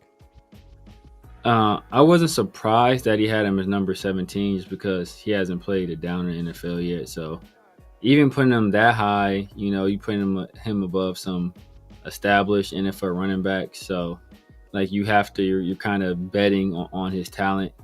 But what did surprise me was him having a Marion Hampton in front of him, because as I said before, like he had Genty was his number 1 back, and Marion Hampton, he might not have been in the top 5. If he was in his top 5, he was like at 5, I want to say. Like he wasn't, he was ranked fairly low on his list of backs. I'm trying to think. I can't remember who he had up there. I think he had Quinshon up there. I think he had Cam Scatterbull up there. I think he had Travion ranked in his top 5. But I don't remember Marion Hampton being in his top 5. So for him to take his number 1 running back and put him behind another guy who wasn't even ranked, you know, I believe top 5, that goes to show you that, you know, this league, it's not purely about talent. You know, a lot of times it's about your situation. And you know, just knowing Chip Kelly he's going to want to run a committee system. And you know, obviously Genty will be the lead back in that system because he's the most talented back in the room by leaps and bounds. But other guys are going to get touches. And Raheem Mostert, you know, he's a guy that he's proven he can produce at the NFL level.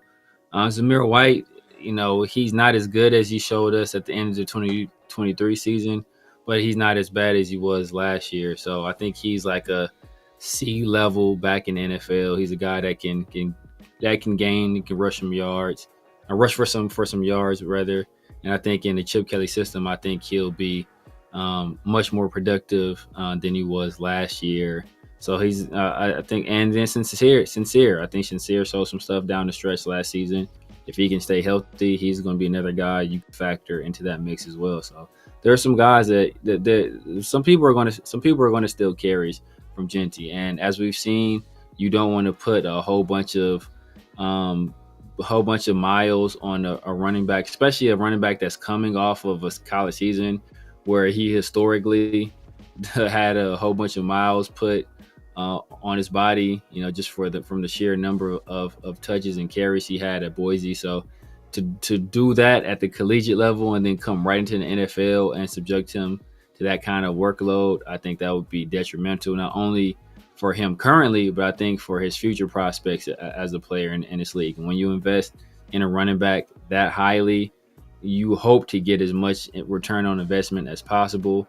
So you want to put them in a position where you can maximize them as a player, and just coming right into the league and just pounding him into the ground immediately, that's not conducive to success for him as a player or for us as an organization. But what happens if he's the type of player where you have to give him the ball? Like, his game is probably predicated on him getting the ball early and often.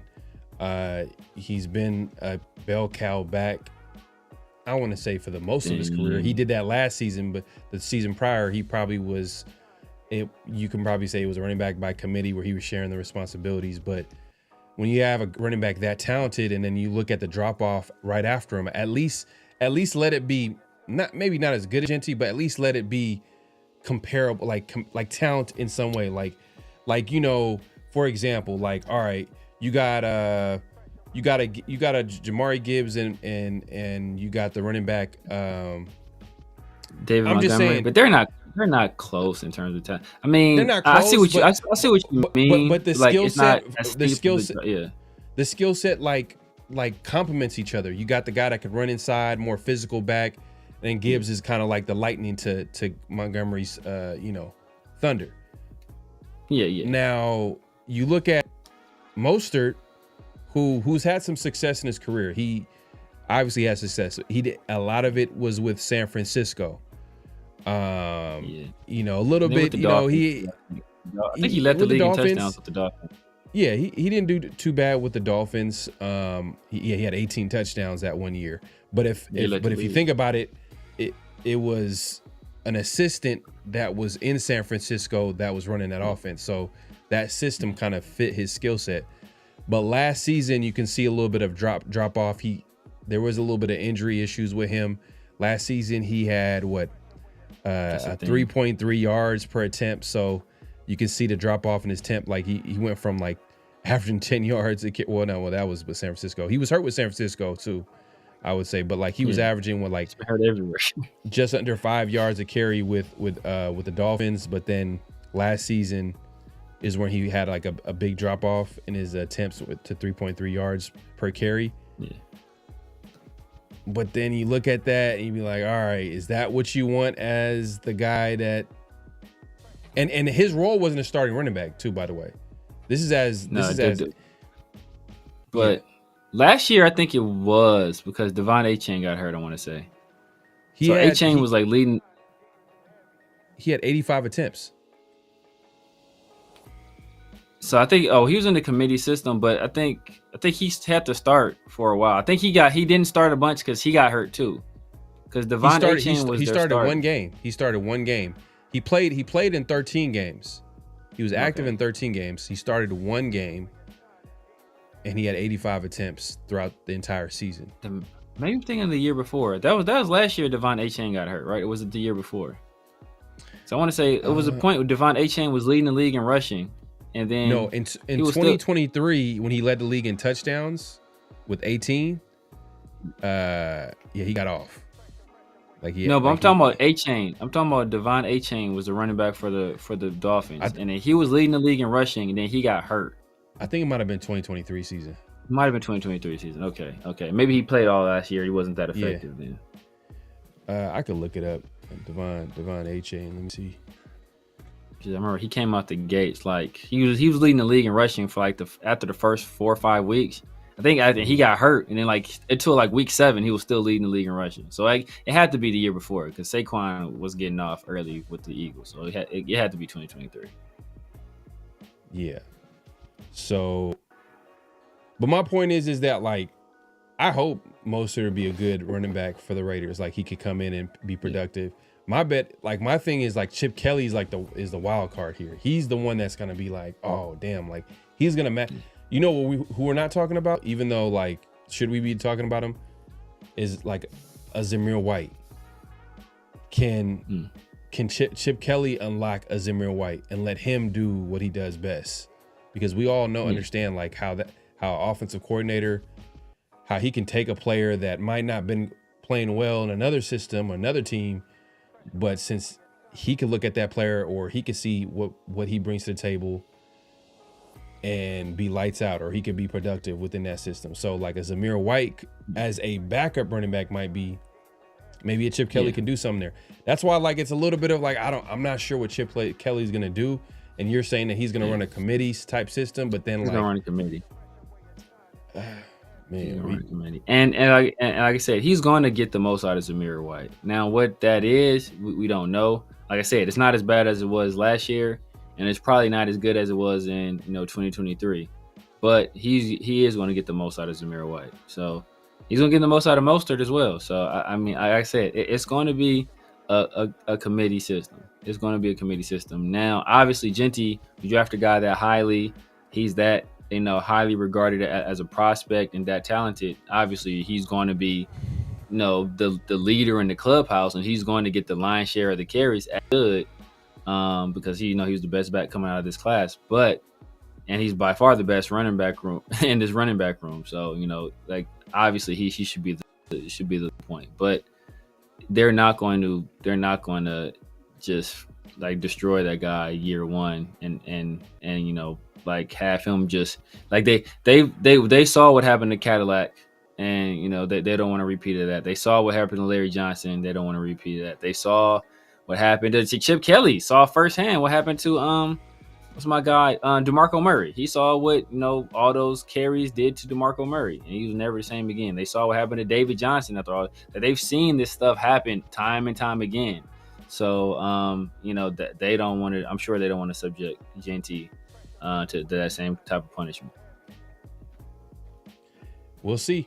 We'll see how it shakes out, man. I think it's going to be interesting to see how the Raiders are going to get, Genty involved in the offense. I think what's going to be key here is that, like, we might be looking at, like, him running the football, but then they might be also looking at giving him the ball in the passing game too.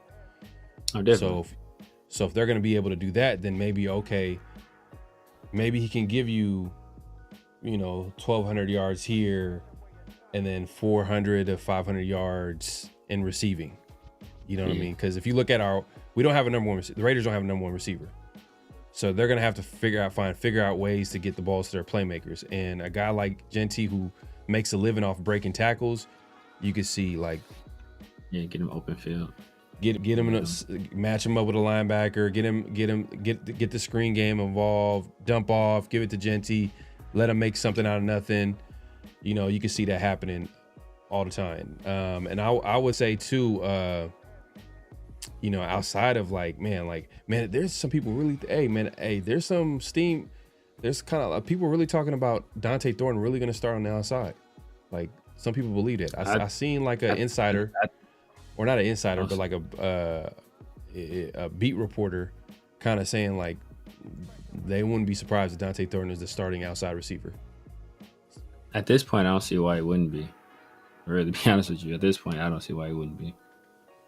It makes sense from his game kind of fits, like, what he does well fits with what all the other players do well, like, meaning that, like, he can run with the best of them, run them deep routes, and then everybody else can run the underneath routes, like from Brock Bowers, the Jacoby Myers, Michael Mayer, and then obviously they're going to run the football. It makes sense, but then it's like, damn, like when we did our mock drafts, where do we have Dante Thornton? He was like in the 6th round, and now he's a start. Yeah. Now it's looking like he might start on the outside. And then Jack Besh, where does he fit in? That's going to be like, tight end. Man, if you haven't already, make sure to clock in. He got to be a slot. Yeah, yes, no, for real. Slot is where he's at, but then it feels like there's a lot of people ahead of him when it comes to that spot. But make sure to clock in, hit that like button, hit that subscribe button, hit that notification bell. Zeus will bring the thunder and bounce back under Chip Kelly. All right, man, we'll see. We'll see what he does, man. Last offseason, man, it was too much hype. AJ says Dante's also willing blocker. It's just it's not even about that. I think it's the other part of his game is, what is he going to do when he faces like a physical press corner? What is he going to do? Yeah. What is he going to do like when he has to run a route outside of a deep route, a deep post? Yeah. Like when he has to run a dig, or when he has to, like just the nuance of running routes in the NFL, which, to be fair, like a rookie running back, a rookie wide receiver is still learning. He's going to still have to learn that.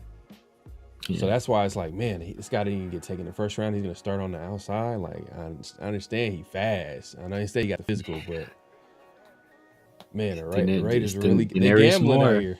Yeah. Denarius Moore all over again. Another speedster from Tennessee. Man, can history repeat itself, man? Hey, if you haven't already, make sure to clock in, hit that like button, hit that subscribe button, hit that notification bell. We appreciate everybody coming through. Man, it's that time, man. It's flag on the play. Personal foul, 69, offense. He was giving them the business. So this week, we got a couple of flags on the play, man. Severe, man, if you want to take it away. What's the first flag on the play this week? Yes, sir. So you guys know one of my favorite guys. It's like I don't can't stand this guy at all. But former Boston Celtic, former Brooklyn Net, former I think Los Angeles Clipper as well, Paul Pierce. He was asked a question about, or a topic was brought up about who the best pure scorer of all time was, and there was some debate, and he had a very interesting choice as to who he felt was the best pure scorer of all time. Not a surprising choice, but an interesting choice. Oh, hold on. Let me see. Let me play this real quick.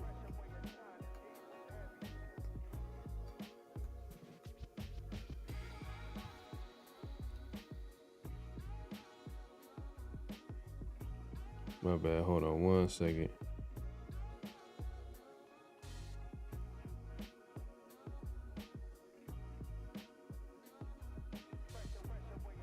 I thought I had it. Did you? Oh, this is. You got it. I got it. Okay. Yeah. Hold on 1 It's second. right under Jamar. Right under Jamar. It's X. Got you. That's all. Oh, that's the other flag too, by the way, right? Yeah.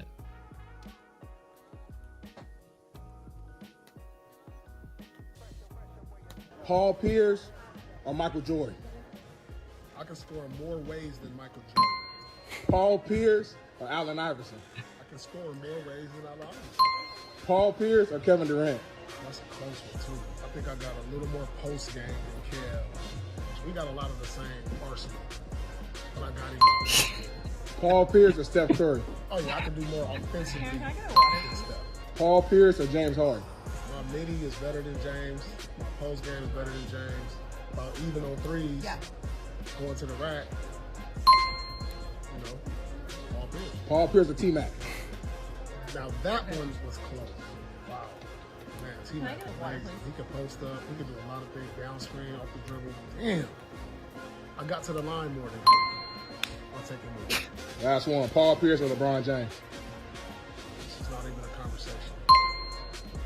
It was Paul Man, but you know what I thought about that? Obviously, I think I think he's just trolling at that point. Like he's just trolling. Bro. He's not trolling. He's trolling. He's not trolling, bro. This dude said he was a better shooter than Klay Thompson with a straight ass face. He dead serious, bro. I'm telling you. Paul Pierce is not. He's dead serious. But you know what though? Serious. For him to be, because he's a successful NBA player. For you to be, he was better than D Wade. Yeah, he said he's better than D Wade. But but you know what? For you to be at that level, you have to be delusional. To a point, you got to believe in yourself no matter what. Maybe you might be like, "Oh, this is crazy," but like for him, it's like this. That's what made him, I guess. Got to that level. But yeah, but it is flag on a play because. Come on, man. You're not a better scorer than T-Mac. You're not a better scorer than Kevin Durant. He's trying to find reasons and edges to be like, I did this better. But the thing is though, they scored more than you. Like exactly. they can score more than you. They can impact the game on the offensive side of the on the offensive side more than you. Like exactly. But I don't want to take nothing away from him. I mean, Pierce was nice, man. Pierce was nice, but it was nice. His name was the truth for a reason. Right. He's finally he got a final. He's won a championship, got a Finals MVP, all that stuff. But yeah, he was on that. He's on that good man. With that one. So AJ. So basically, they were asking him who's a better offensive player. So they asked. He said he's better than Michael Jordan, and he's better than. He said he's better than Kevin Durant. He was talking about,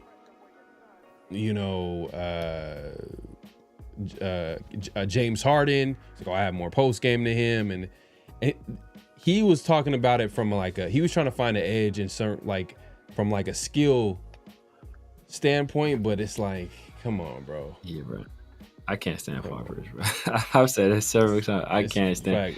He's from Inglewood, technically. But he's from he's born in Oakland. I think he's born in Oakland. But it's funny though. He tried to claim. That explains Oakland. A lot. No. Is he? Does he try to claim? I hope he don't try to claim Oakland, bro. He grew. I don't think he grew up down here, and he went to high school in Inglewood. I seen in a recent, because he does a podcast show with this girl. I don't know if you've seen it. No, it's I can't stand Paul Pierce, but well, yeah, well, like in there, he had, I think he had, was it Gary Payton on the show? I forgot who was on the show. It might have been Too Short or something like that. It was like some Bay Area. GP is a good Oakland representative. GP is a good Oakland yeah, Gary Payton's for sure from Oakland, but Pierce is from LA. Pierce is from LA. He's from LA, unfortunately. He's from LA, unfortunately. Right, okay. But on the podcast, he was claiming Oakland though. He was like, "Oh man, I'm really from Oakland though." That's what he said. I'm really from Oakland. Yeah, bro. I don't even want to say what I'm gonna say about that. That's some Paul Pierce type stuff, bro. That's all I'm gonna say about it. But yeah, definitely flag on the play. I feel like Pierce was trolling, but we have to call it like we see it, man. He's saying he's a better offense player than Michael Jordan, Kevin Durant. They didn't name Kobe, but yeah, for sure, he know not to name Kobe. He knew not to name Kobe. But even then, like Michael Jordan, you know what I mean? Like Michael T-Mac, come on, bro. Like KD is like KD. Everybody like KD is the best. James Harden, like even James Harden, led the league in scoring, I believe, like for a few seasons. Like he averaged what? Didn't he average like 35 a season, 36? 35, yeah.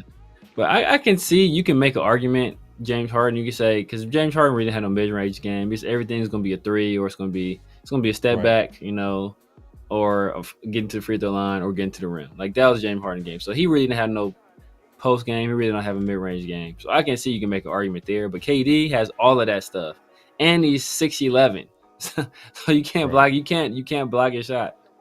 It's crazy. Yeah. And he has a better handle than Paul Pierce. So it's like, come on, bro. Like, get out of here. Yeah, it is what it is, man. So Paul Pierce, he's flag got the flag this week, man. Pierce got the flag on the play this week. But we're not done yet. We got one more flag on the play, man. What's the next one, man? More flag on the play, man. So this is, I understand, you have a rivalry and you don't want to give your rival any credit. But recently, Jamar Chase made some comments about his AFC rival, Chiefs quarterback Patrick Mahomes, and they were definitely flag worthy. Yeah, I don't know if they got beef, or is it because Joe Burrow is his quarterback. He feels like he can talk trash like that, but he basically compared. He said Mahomes is without Travis Kelce is Kirk Cousins without a headband. Kirk Cousins with the headband. With the headband. But I'm like, how? It just sounds like he's hating. He's hating.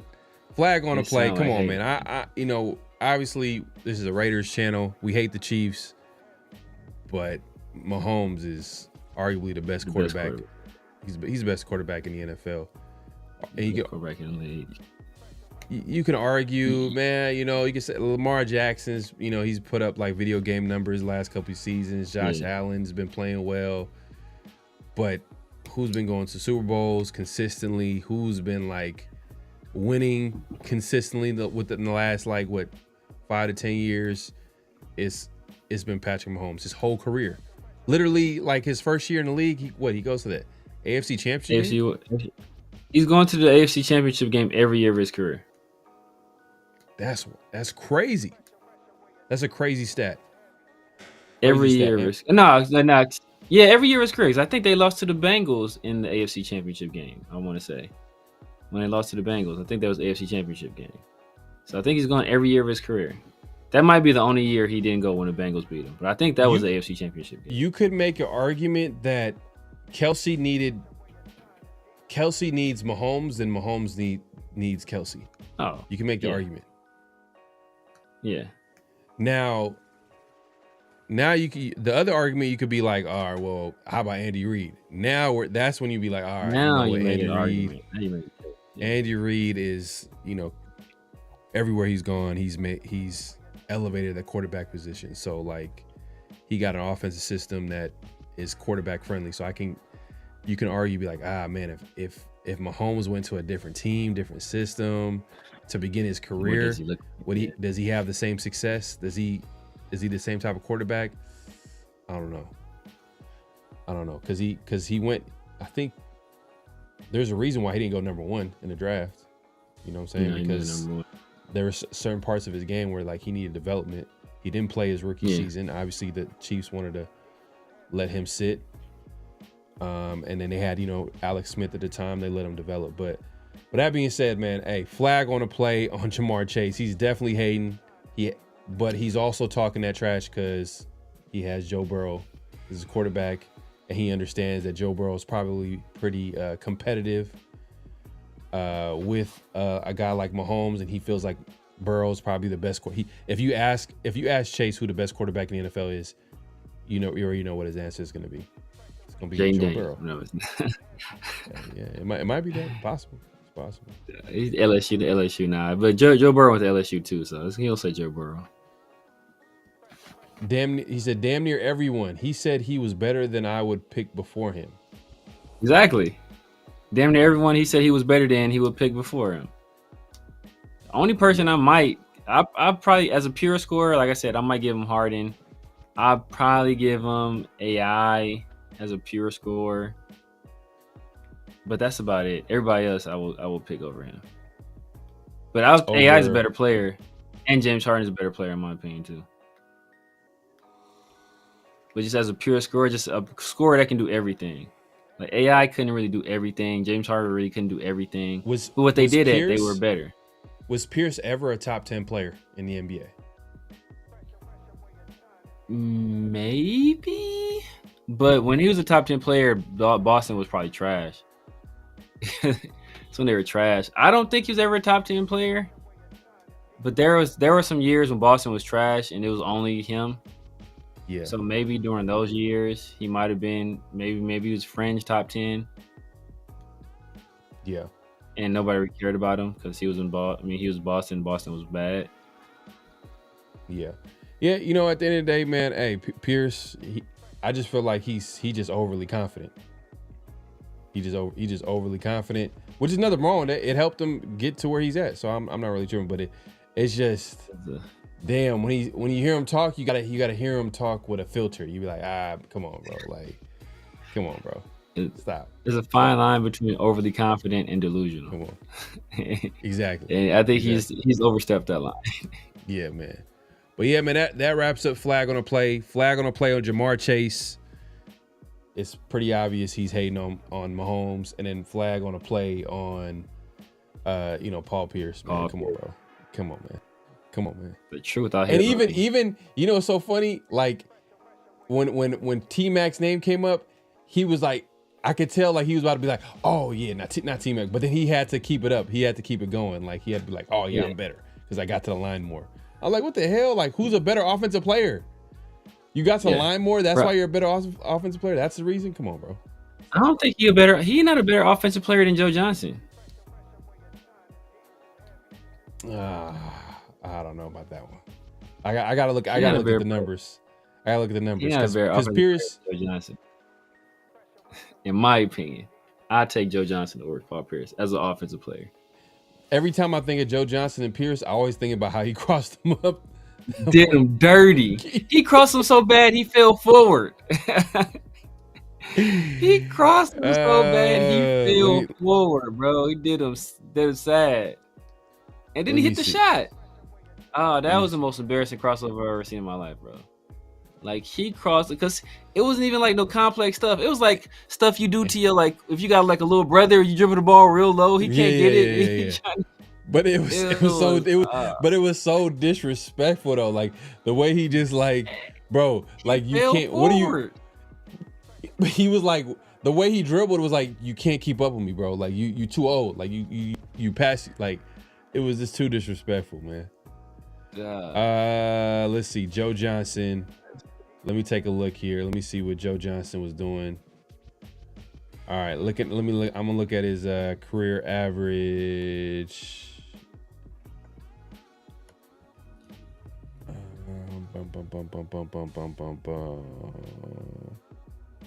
Oh, 16 points per game. Career average. But let's see his high end seasons. Let's see.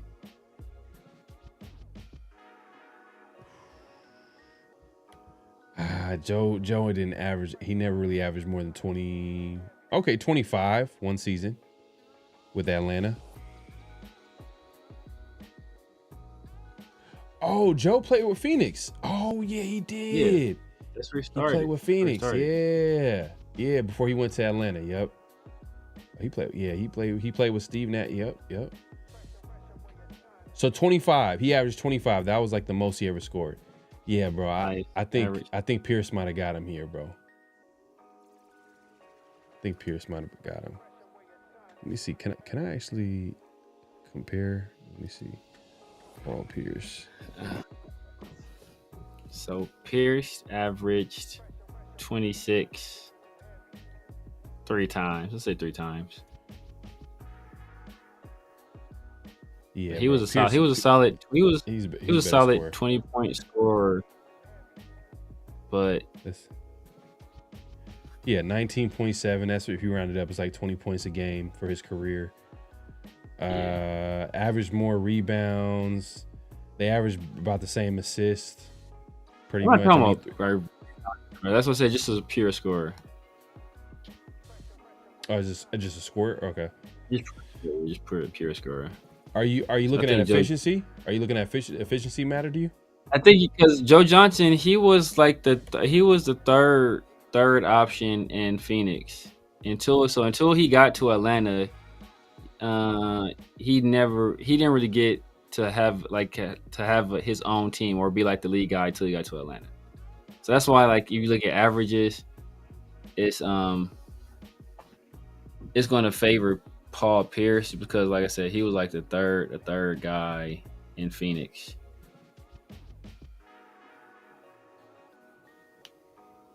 Because as soon as he got to Atlanta, he's 20, 25, 22, 21, 21, 18, 19. And then he's basically at the end of his career. I mean, he was getting all the shots. If you're getting all the shots, then you should be able to put up the numbers if you got the talent, right? So no, he wasn't getting a whole bunch of shots in it. That's what I'm saying. Phoenix, he wasn't getting a whole bunch of shots. He wasn't getting a whole bunch of shots until. Yeah, but he was playing in a high-paced system, though.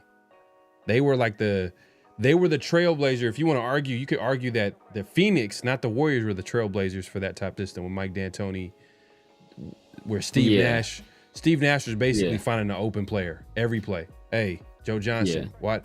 They're playing running guys. So like that system kind of, it helps you even score more points, you can argue. Yeah, to some extent. But I said he was still the third option. He was still the third option behind Amar Stoudemire and behind Steve Nash. So he wasn't getting like all the and they had Sean Marion too, I want to say. So he wasn't getting all the shots. He, like I said, he wasn't like the primary option. He wasn't the primary option until he went to Atlanta. Let's see here. That's why they called Joe Johnson ISO Joe for a reason. Yeah, man, I'm gonna take Pierce on this one. Pierce is a better scorer, man. I'll take Pierce. It's just it just probably wasn't as like, you can argue maybe it looked better. Like Joe Johnson probably looked better scoring. Like it was a lot better on the eyes as far as like he was more of a finesse player compared to like a Paul Pierce who was way more like, herky jerky a little bit at times, especially like later in his career. I mean, he had some athleticism early in his career, obviously, like, but just a little bit. Paul Pierce, he was never a great athlete, but he was like a pretty good athlete. Never great. He kind of like, maybe you could compare him, maybe less athletic, but like kind of like Jason Tatum. I think Jason Tatum's a better athlete than Paul Pierce. Yeah, but Paul Pierce, I said less athletic though. But like Jason Tatum is not like, I don't look at him as athletic. I look at him more skilled than athletic. Paul Pierce is like a Bradley Beal level athlete. But he's bigger. Bigger. Yeah, he's like what, 6'8"? I think he's like 6'8". Paul Pierce, I don't know. Joe Johnson is like 6'7", 240. Joe Johnson's big. Joe Johnson's like 6'7", 240. 6'8". Let's see. Damn, this don't even. Let me see. 6'7". They have him listed at 6'7", 235. This is like basketball reference. Paul Pierce? Yeah, 6'7". Yeah. So they're about the same size then. Joe Johnson's like 6'7", 240, something like that.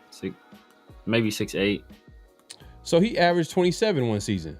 Ah, come on, man. And he played with to begin his career, he played with Antoine Walker.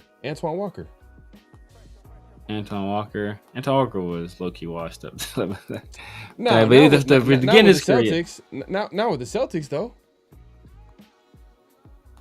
No, okay, now who was Antoine? Was he with the Celtics first? He was with the Celtics first. Antoine Walker is the players that said, they asked him like, why do you shoot so many threes? Because there's no 4-pointers. No 4-pointer. Yeah. He wasn't even shooting a whole bunch of threes though. That's the thing. That's crazy. He wasn't even shooting a whole bunch. Compared to the league now, he wasn't shooting a whole bunch of threes. But back then, he's like, bro, he's shooting all these threes. But now he's like, all right, this dude is. You need to take more threes, Antoine. Yeah. Yeah, he did play. But like I said though, Joe Johnson was playing with Amari Stoudemire, Steve Nash, and Sean Marion. So it's like, who's better, him or Carmelo? Carmelo or Pierce? As a score, better play. Oh, better play. Oh, better Carmelo's too. Carmelo. The only thing about I don't know. Carmelo. It's Carmelo. I don't know, man. I don't know. Better player? Maybe better score, Carmelo. Better scorer and better rebounder.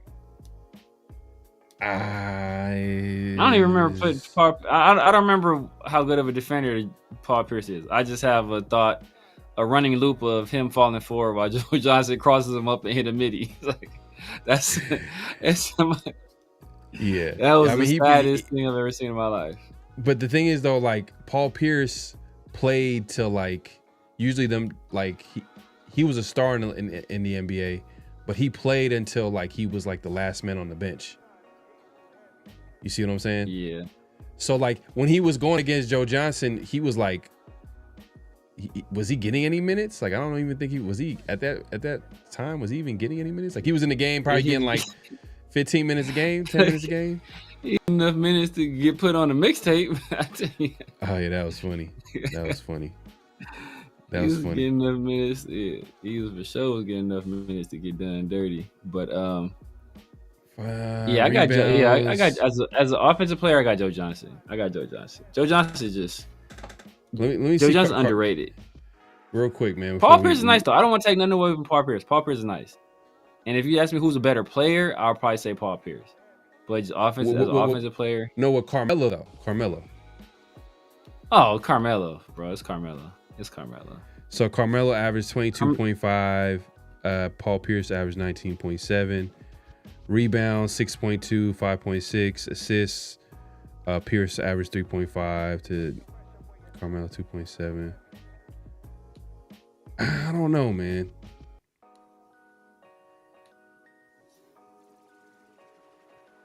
It's Carmelo. I don't even think I don't want to say it's not close, but it's Carmelo by. It's Carmelo clear. Carmelo clears. I don't know. It's I think it's a lot closer because Carmelo, as much as he scored, he goes into that world of like damn, like he didn't win like that. I'll say like with the Denver Nuggets. Paul Pierce didn't win like that till they got Kevin Garnett and Ray Allen. And Carmelo had AI. He had them talented Denver Nugget teams. But bringing up AI on the Nuggets, bro, that is craziness. That is. But when he first got there, he was scoring though. He was scoring. That is flag on the play. That is flag on the bring it up. That's like bringing up Roger Craig on the Raiders. That's like bringing up Eric Dickerson on the Raiders. Like he had Eric Dickerson. Hey, like no, he was scoring. He was still AI to a certain extent. Like he wasn't the same AI. Like he wasn't as I mean, I don't know what type of, maybe the fit wasn't there, maybe possibly, but But I will say that the Denver Nuggets was a talented team. Denver Nuggets were playing the Lakers in the Western Conference Championship game. Conference Final, yeah. Yeah.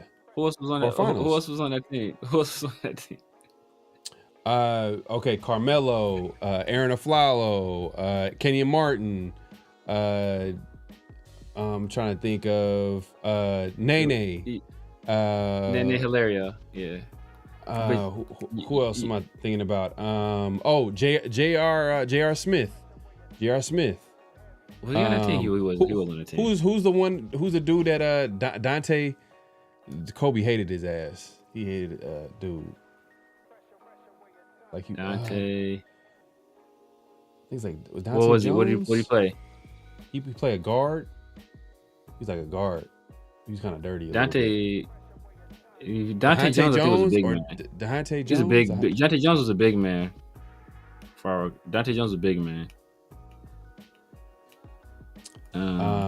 Andre Miller wasn't. I don't know if he was on that team. I think was Andre Miller on that team? Was he with the Clippers already? I think he might have been with the Clippers already. Might have been on that team. But you lost. You lost when, as soon as you said Aaron Aflalo.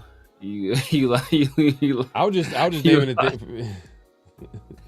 He said Aaron Aflalo. You lost. That was you had to bring up Aaron Aflalo and Nene Hilario. Well, I think by that time you know what it is too. It's all about context at the end of the day, because the way teams are set up now, you got to have a super team. I mean, I think now it's leaning towards 2 superstar-led teams. Because you look at that last team that won the championship, it was old boy from OKC that won the MVP, and then there's a number 2 guy, and then a bunch of role players. But before that, every NBA team was trying to make a super team. They felt like, oh, we got to make a super team in order to win a championship. Now I think it's going to lean towards a good 1-2 combination, superstars.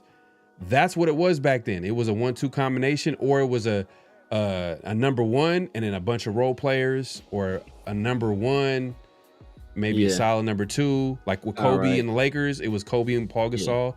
Everybody else was role players. They're going against Denver Nuggets.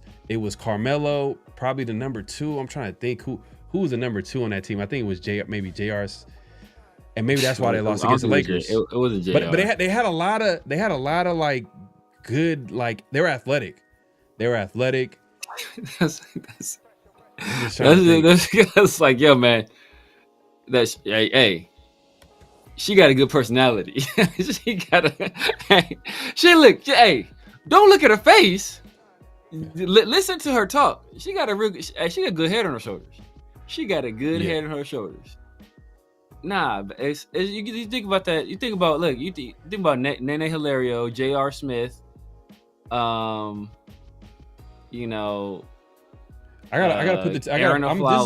This is from the top of the dome. I gotta pull up the team.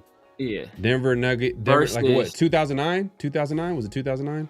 Let's pull up that team. 2009 or 2008. So you think about that versus got Paul Pierce, Ray Allen, Kevin Garnett, Rajon Rondo, Kendrick,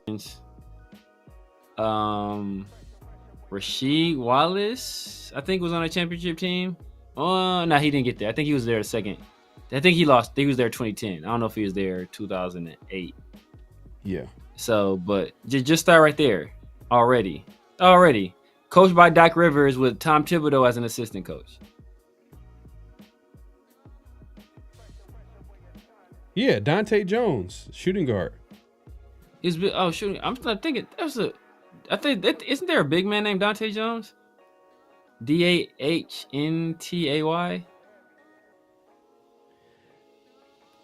Damn. AI played for that 2009 team. Okay.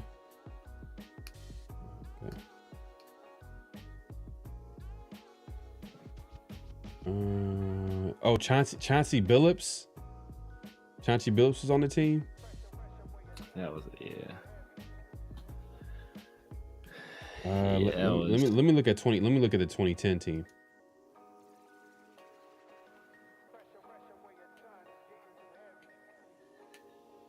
Let me see. 53 and 29. They were first in the NBA. That was the best record in the NBA? Oh no, they won the division.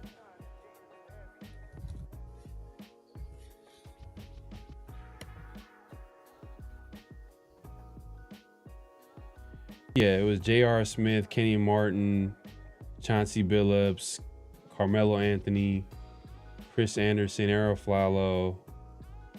Yeah, Birdman. Okay. Nene. Yeah, Birdman was.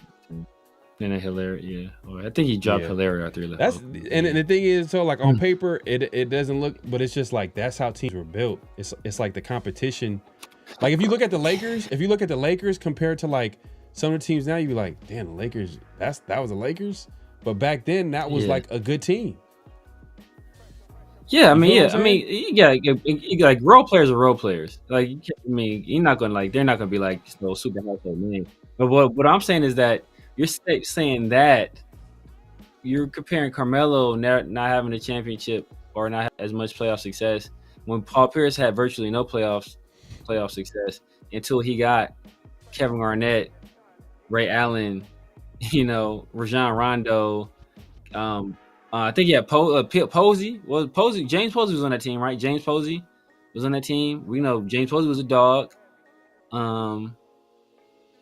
They had Big Baby Davis, Kendrick Perkins. But these are like all of these guys are. Did they have Tony Allen? I know Tony Allen played for Boston. I don't know if he played for that team. But see, all right. This is okay. You can argue that not the Heat, the Celtics, not the Heat, were the start of the super team, the first super team. Oh yeah, they definitely were. Because technically they're the Lakers, ones. They're the ones. Lakers, KG was supposed to come to LA. Yeah. KG like when they were looking for, but I guess Kobe was like, I guess he said Kobe, like he hit up Kobe and Kobe didn't call him back or hit him back. He's like, oh okay, whatever. That same offseason? That's not even. No, because what it was is that the Lakers had a deal in place to get KG. And KG was on the Minnesota Timberwolves. Minnesota Timberwolves were being run by Kevin McHale. Who did Kevin McHale used to play for? The Celtics. Who was the GM of the Celtics at the time? Danny Ainge. Who did Danny Ainge used to play for? The Celtics. Who were teammates back then? Kevin McHale and Danny Ainge. So the Lakers had a better deal on the table, but Kevin McHale didn't want to send him to the Lakers. So he took a worse deal to send him to the Celtics. I'm just saying because I've heard KG talk about like his career and like the times that he could have went to certain teams and he could have went to LA and played with Kobe, and what he said was that like during the time where he was looking to go to LA and possibly play with Kobe, he said Kobe was nowhere to be found. Like he hit him up and he didn't receive a call. I don't know what it was, but it wasn't like he didn't feel like if you wanted him to play, if y'all wanted to play with each other, like you would think that like he would be more welcoming. And he said like he called Kobe, he didn't hit him back, and then that's when that's what led to him going to the Celtics. This is what KG from the player perspective. Now from the outside looking in and like what you're saying, that makes a whole lot of sense. Kevin McHale, Danny Ainge, I get it. You know what I mean? But yeah, I feel like the Celtics was the start of the first Supers team, and after that, it was. So the Lakers started it. The Lakers, low key, the Rockets started it, but none of those other teams won championships. The Rockets started it when they got Clyde and Charles Barkley and Hakeem. All on one team. Back then? Nah, you're taking it back. You're taking back then. I'm talking about. But then the Lakers did it when they got Karl Malone and Kobe and Gary Payton and Shaq all on one team, and then they went and lost to the Pistons. So and then they didn't bring that team back together, obviously, because there was a whole bunch of strife. So they broke that team up, and then the next team to do it was the Celtics. Yeah, but like what you're saying the next team, but we're talking about years later. You're like, nah. It started with the Celtics, and then right after the Celtics, literally it wasn't years later. It was like 2 or 3 years later when the Lakers lost to the Pistons. Was it 04, 03, 04? Yeah, it's like a few years like that. The Celtics won in 2008. That was like a few years later. That was the first year. It was the first year. So that's the first year. That's the first year they put the team together, and that's the first year they won. But I'm saying like it wasn't like no big gap between that Lakers like super team and then that Celtics super team. Like it wasn't like no wide gap. It was like they lost in like 05 and what I think it was like 05 they lost. And then it was like this team got put together, they won in 2008. I don't know, man. I don't know. I felt like the Celtics doing it had a huge impact on the NBA because literally a year or two after, not one, not two, not three, LeBron James goes to the goes to the Heat. And then after that, like the rest is history. Like every team wanted to do it was different with the Celtics because they were still all relatively close to either in their prime or close to their prime. Like the Lakers, only people in their prime was really Kobe. Shaq was kind of on the decline. Partly because of his own, not taking care of his body. Karl Malone was obviously on a decline, and so was Gary Payton. So it was like none of those guys are really in their prime outside of Kobe. With the Celtics, all three of those guys were essentially in their prime. Yeah, man. We appreciate everybody coming through. Make sure to clock in, hit that like button, hit that subscribe, and hit that notification bell. Brim said for a long time, Melo was clowned for not having no playoff experience. Nah, Melo had playoff experience. He just didn't.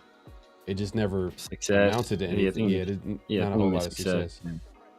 Yeah, and then after the Denver Nuggets, like it was like almost done. Like he went to New York. But that's like, but you can't hold that against him though, because like who do you say as a player, T-Mac or Paul Pierce? T-Mac. See, so it's like the playoff success ain't the end all be all. It's not the end all be all, but when it's close, it's like damn. Like when you're talking about like okay, Kobe and I don't think T-Mac, it's close between Carmelo and Paul Pierce. Yeah, but I never said that it was close with Paul between Pierce Carmelo and T-Mac. Paul Pierce.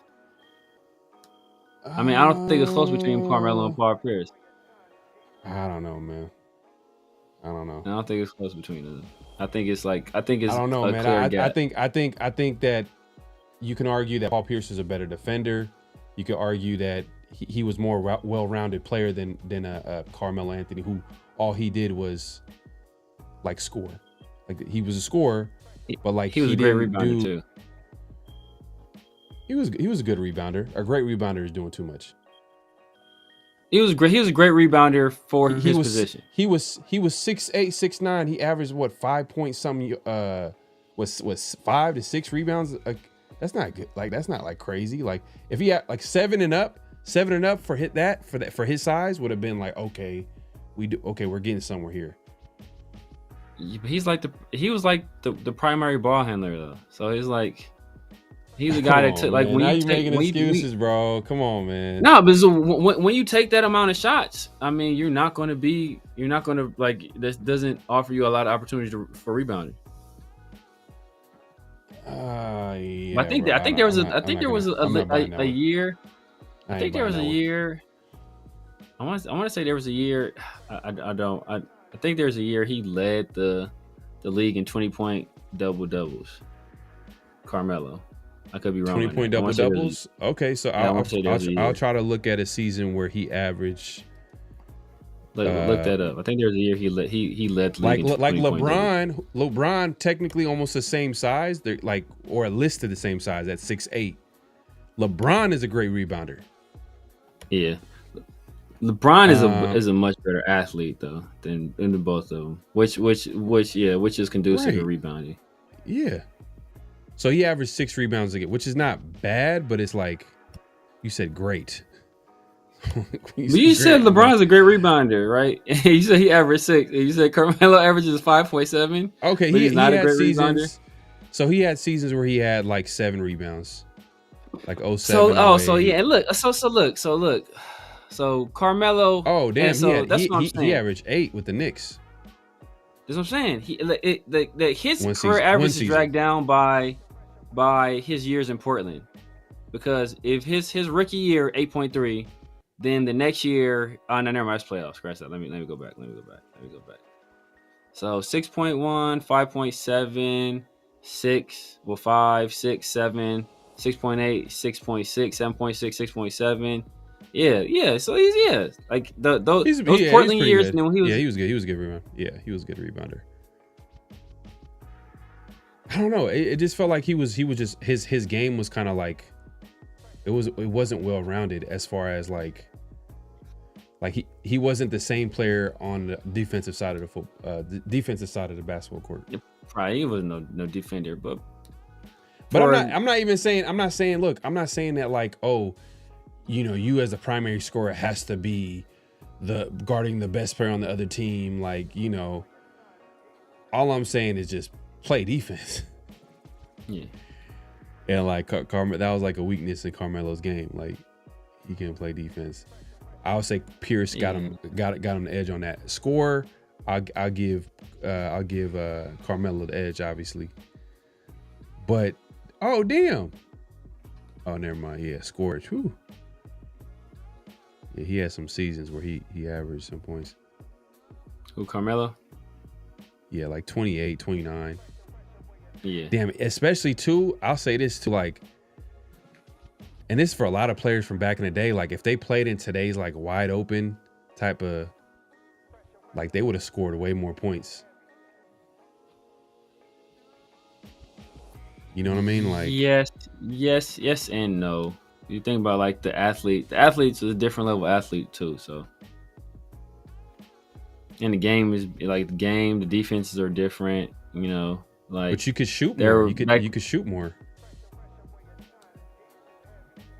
Part of the reason you can shoot more is because there's more illegal defense. Back in the day they had illegal defense. Now they eliminated illegal defense. So now it's like the 3-second rule. So that's why like back then you couldn't play zone. Now you can play zone because there's no more illegal defense. Yeah.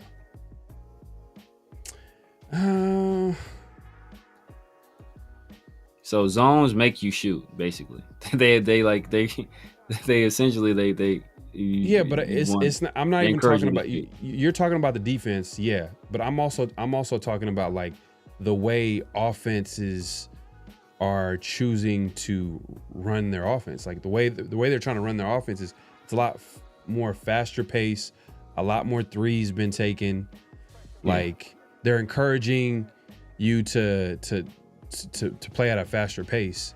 If you play at a faster pace, it's going to be more shots put up. Yeah. But I'm saying part of the reason why it's like that is because long shot, long rebounds. That's part of the reason. So that's part of the reason why pace, and because since teams have the ability to play zone, then the goal is to try to get transition buckets before teams are allowed to set up their defense.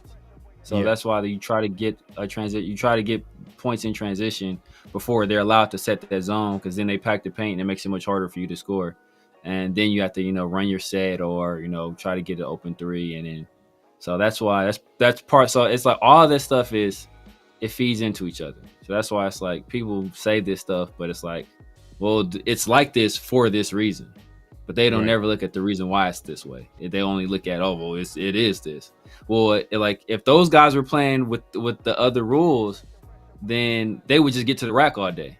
Like they would just get to the rack at will, basically, because there's no zone defenses. So everybody has to guard a man. So that leaves all that space open for them to just get to the rack at will. And then what happens, right? So that's why it's like it's a different game. No, it's definitely a different game. If you haven't already, make sure to clock and hit that like button, hit that subscribe button. We went on a tangent with the basketball and comparisons. Obviously, we were fans of other sports, so we just had to go a little back and forth. You know what I mean? But we appreciate everybody coming through. Real quick, man, let's get to the notable quotables and get through it, and then we're gonna wrap it up. The first notable quotable, if you want to give the intro to it, Severe. Yes, sir. So, notable quotable number 1. Let's see what we got right here. Oh, yes. So, as we all know, recently, Tom Brady, minority stake in the Raiders, followed by a few other people, also buying minority stake in the Raiders as well. And there is another Bostonian or New Englander that has expressed some interest in buying a stake in the Raiders, and it's the very own Marky Mark. He's recently speaking at the complex. They're doing something. He had Tom Brady right there, and he made some very interesting comments. Here we go. You hear it? Negative. We're going to end up, it's crazy because we're going to end up, and I know people are going to give me a lot of shit for this, but I live in Vegas. Okay. Yeah. Tom's got a piece of the Raiders. A lot of my friends just got a piece of the Raiders. I went to 6 Raiders home games last year. Yeah. I didn't make it to any New England games because I live far away. I started driving, my golf cart just got painted black. Well, I didn't even know it. No. Oh, no, he did it on purpose. Painted black. I love it. At least they put the municipal logos instead of the Raider logo. But listen, could easily find me being, I'm on the home team. So. Yeah. Oh, yeah. I mean, that's interesting. I mean, do you think Tom Brady puts in the word and gives him the hometown discount? Nah. Yeah, I don't know, man. I don't know, man. I think Mark Wahlberg is seeing the opportunity here. He's trying to see if he can get in where he fits in. Yeah, man. I don't know about this. What kind of chess move would it be to get Mark Wahlberg? I mean, he would have to team up with a few other people. Because I feel like with Tom Brady, it was very strategic. You know what I mean? Like, you get the football, knowledge and the great, Tom Brady's a great player in his own right. Obviously he's going to bring in his reputation and he's all that good stuff. And then with some of the other owners, you've talked about it on the show. The real estate developer and the guy that had the connection to the sports agency. So it was strategic. Mark Wahlberg offers absolutely nothing. Absolutely nothing. It sounds like it should be flag on the play, man. Absolutely nothing. So yeah, I'm good on Mark Wahlberg. Yeah, and I think somebody brought up the holy trinity of Bostonians, and they did not include Matt Damon in that holy trinity. Alfredo, shame on you, Alfredo. Matt Damon has to be involved. Yeah, Ben Affleck, Matt Damon, and who's the other one? Mark. We put a Mark in there.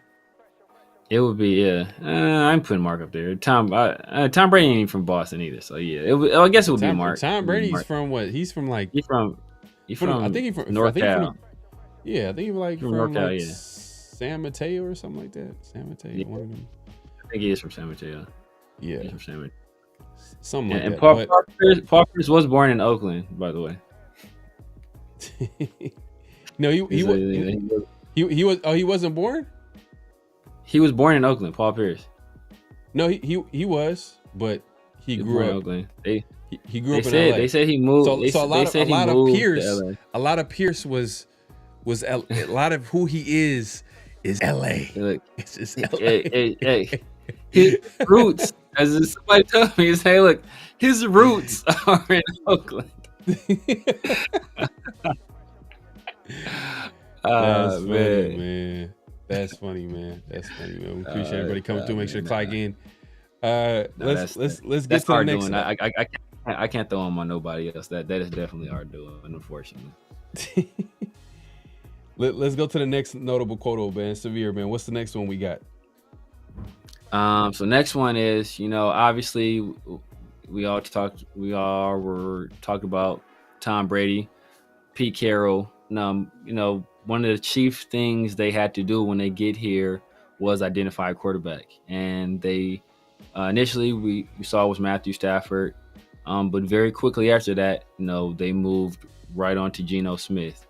And I know some people kind of were underwhelmed with the acquisition of Geno Smith, but if you look at people who are the film people and people who are the analytics people, they all are on one accord, and they all think Geno Smith is a highly underrated quarterback. And I know we don't always love PFF, but the PFF guys, doing a deep dive into Geno Smith, talking about him as a quarterback, and they had some very interesting statistics that could potentially show, the kind of team that we're going to be next year. Smith's been really darn good for 3 years ever since he took over with the Seahawks.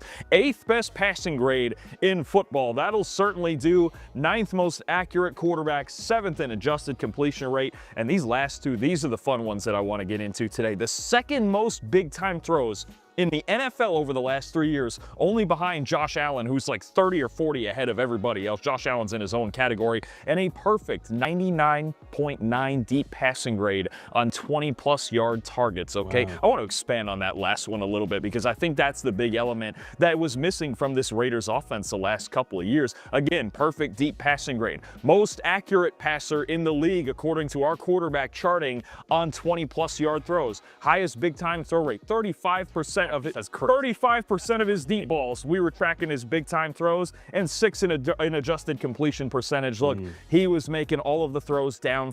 Geno Smith's been really darn good for 3 years ever since he took over with the Seahawks. 8th best passing grade in football. That'll certainly do.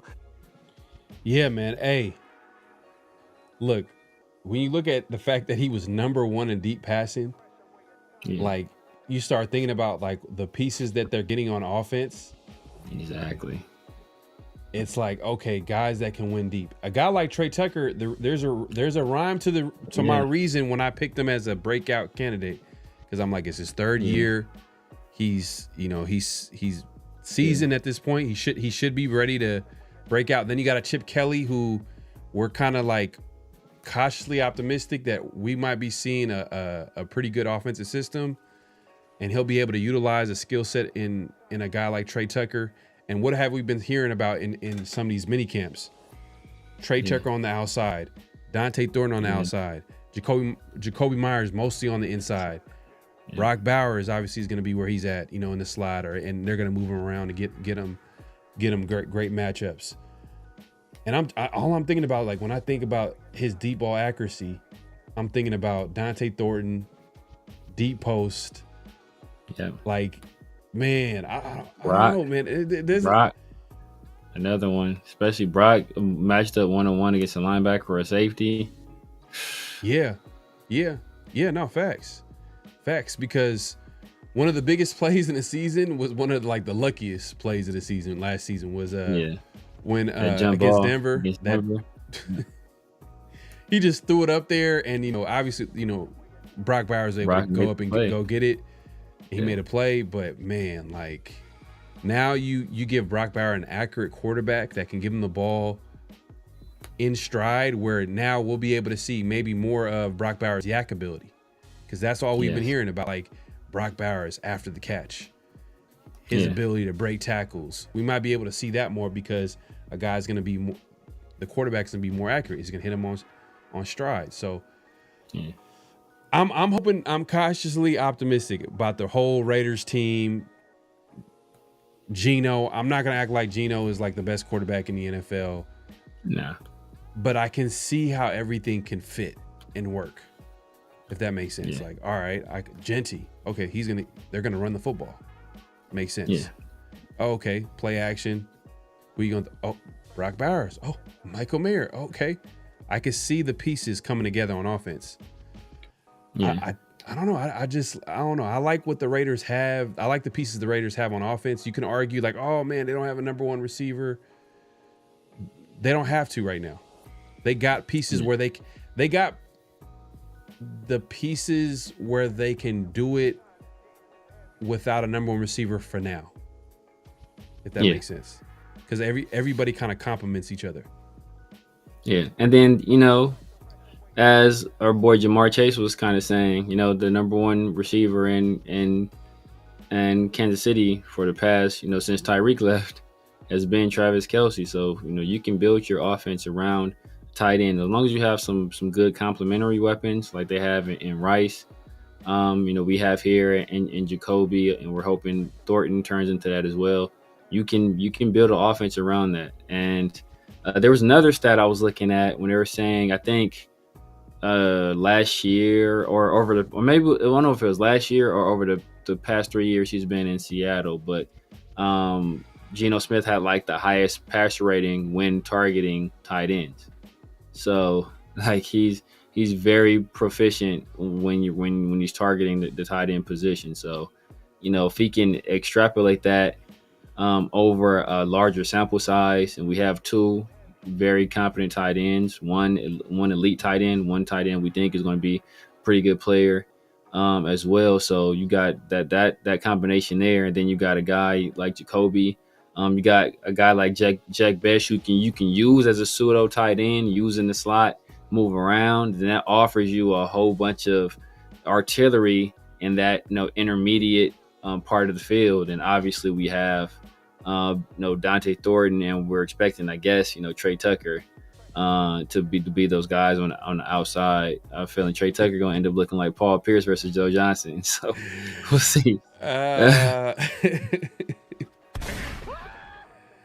Nah, man, I'm not gonna act like it's a perfect situation at wide receiver. I mean, yeah, but I just think that like what is Trey Tucker's skill set, and have the Raiders maximize that skill set? I don't think pass. So. I know. Yeah, that's not facts. I know facts. I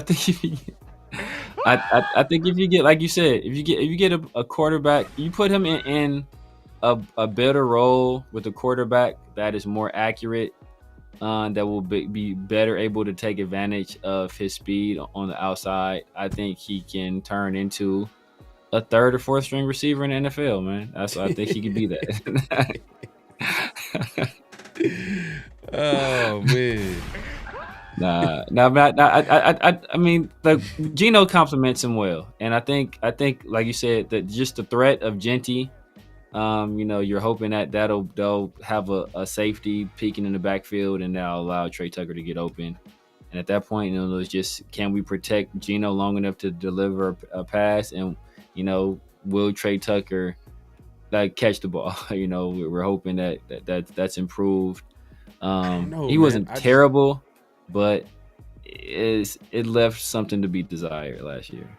I mean, like, you got a speedy receiver who his strength is getting open deep, and the quarterbacks that the Raiders put out there, none of their strengths are throwing the ball deep. Yeah. Aiden O'Connell, no. You got, Gardner Minshew, who showed that he can do it, I guess, do it better than Aiden O'Connell. But his accuracy comes and goes. Yeah, his accuracy comes and goes. Like, it doesn't matter if he's throwing it deep or not. Like, his accuracy comes and goes. And he doesn't really have the greatest arm either. So it's just like, all right. And now you a quarterback who's obviously way better than both those quarterbacks. And even a Garoppolo. We're forgetting about him. Garoppolo. Yeah. Like, what was he doing out there? Like, he could barely get the ball to Devontae Adams. Like, yeah. It is what it is. Look, I want to see what it looks like. I want to see what I think the biggest thing I'm excited about is I'm intrigued about is Chip Kelly. That's the biggest thing that I'm intrigued about is Chip Kelly and what the offense is going to look like. Thorny here is a who. The Raider says if he can keep his mind right, I think Mayer can be a real dark horse this year. I think Mayer was your breakout candidate. Yeah. That goes back to Chip Kelly, because Chip Kelly is going to he's going to have to develop an offense that's creative enough. I think, man, shout out to Big Mike. I remember one of the things he said was like, this is last year, going into last year's season. Do we have an offensive coordinator that's creative enough to, use the players that we have on offense? Yeah. And in this case, we have 2 tight ends that are talented that can probably start on some teams. I mean, Brock Bowers obviously can start with like damn near every NFL team. Every team. He can start every team. Mayer is he can start with a lot of them. He can start on some teams. Yeah, he can start with some teams. We believe that he can. Have we seen that he's the talent to do? Like, we got to see it happen. But talent wise, we know that it's like it's there. We just got to see it just come out as far as him being productive. So we'll see what it looks like next year. Man, we appreciate everybody coming through. Make sure to clock in. At this point, clock out. Hit that like button. Hit that subscribe button. We do have, you know what? We might as well, you know what? I think we should just. We've been on for a little bit, man. We appreciate everybody coming through, man. We usually we do what's real, what's not, but we've been at it. We've been chopping it up, man. We appreciate everybody coming through. At this point, clock out. Hit that like button. Hit that subscribe button. Hit that notification bell. Man, Allegiance, man, you on one right now. Get back to work, Loon. You're supposed to be working right now, bro. Severe, man. Let the people know where they can find you, what to look forward to, all that good stuff. You know what it is, man. The Severe Raider here on YouTube, IG, Snapchat, TikTok, X, all that good stuff. I'll let your boy, man. The 50-50 show every Tuesday night, the world famous 50-50 show, obviously around the shield on Thursdays. I'm going to be getting back in tune with my guys, 805 and Chris, sometime this week. If now we're trying to figure out a day this week for sure on Sunday, but most likely another time this week as well. But we'll be going back to our regularly scheduled programming next Tuesday with the Raider Roar Room. So be on the lookout for that. There you go, man. Yeah, man. Like Severe said, we'll be back at it next Tuesday for the 50-50 show. But this week, the next time you can catch us will be around the Shield. During the season, last season, it was a Friday show. This off season, it's been every Thursday, been a live show. I mean, we had some times where we had to take some weeks off, but hey, we back at it.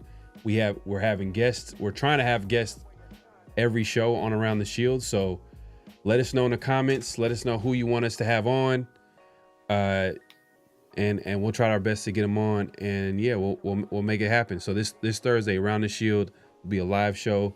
Hopefully, we'll have a guest for you, and we'll have a good conversation. Last show was good, man. Sir.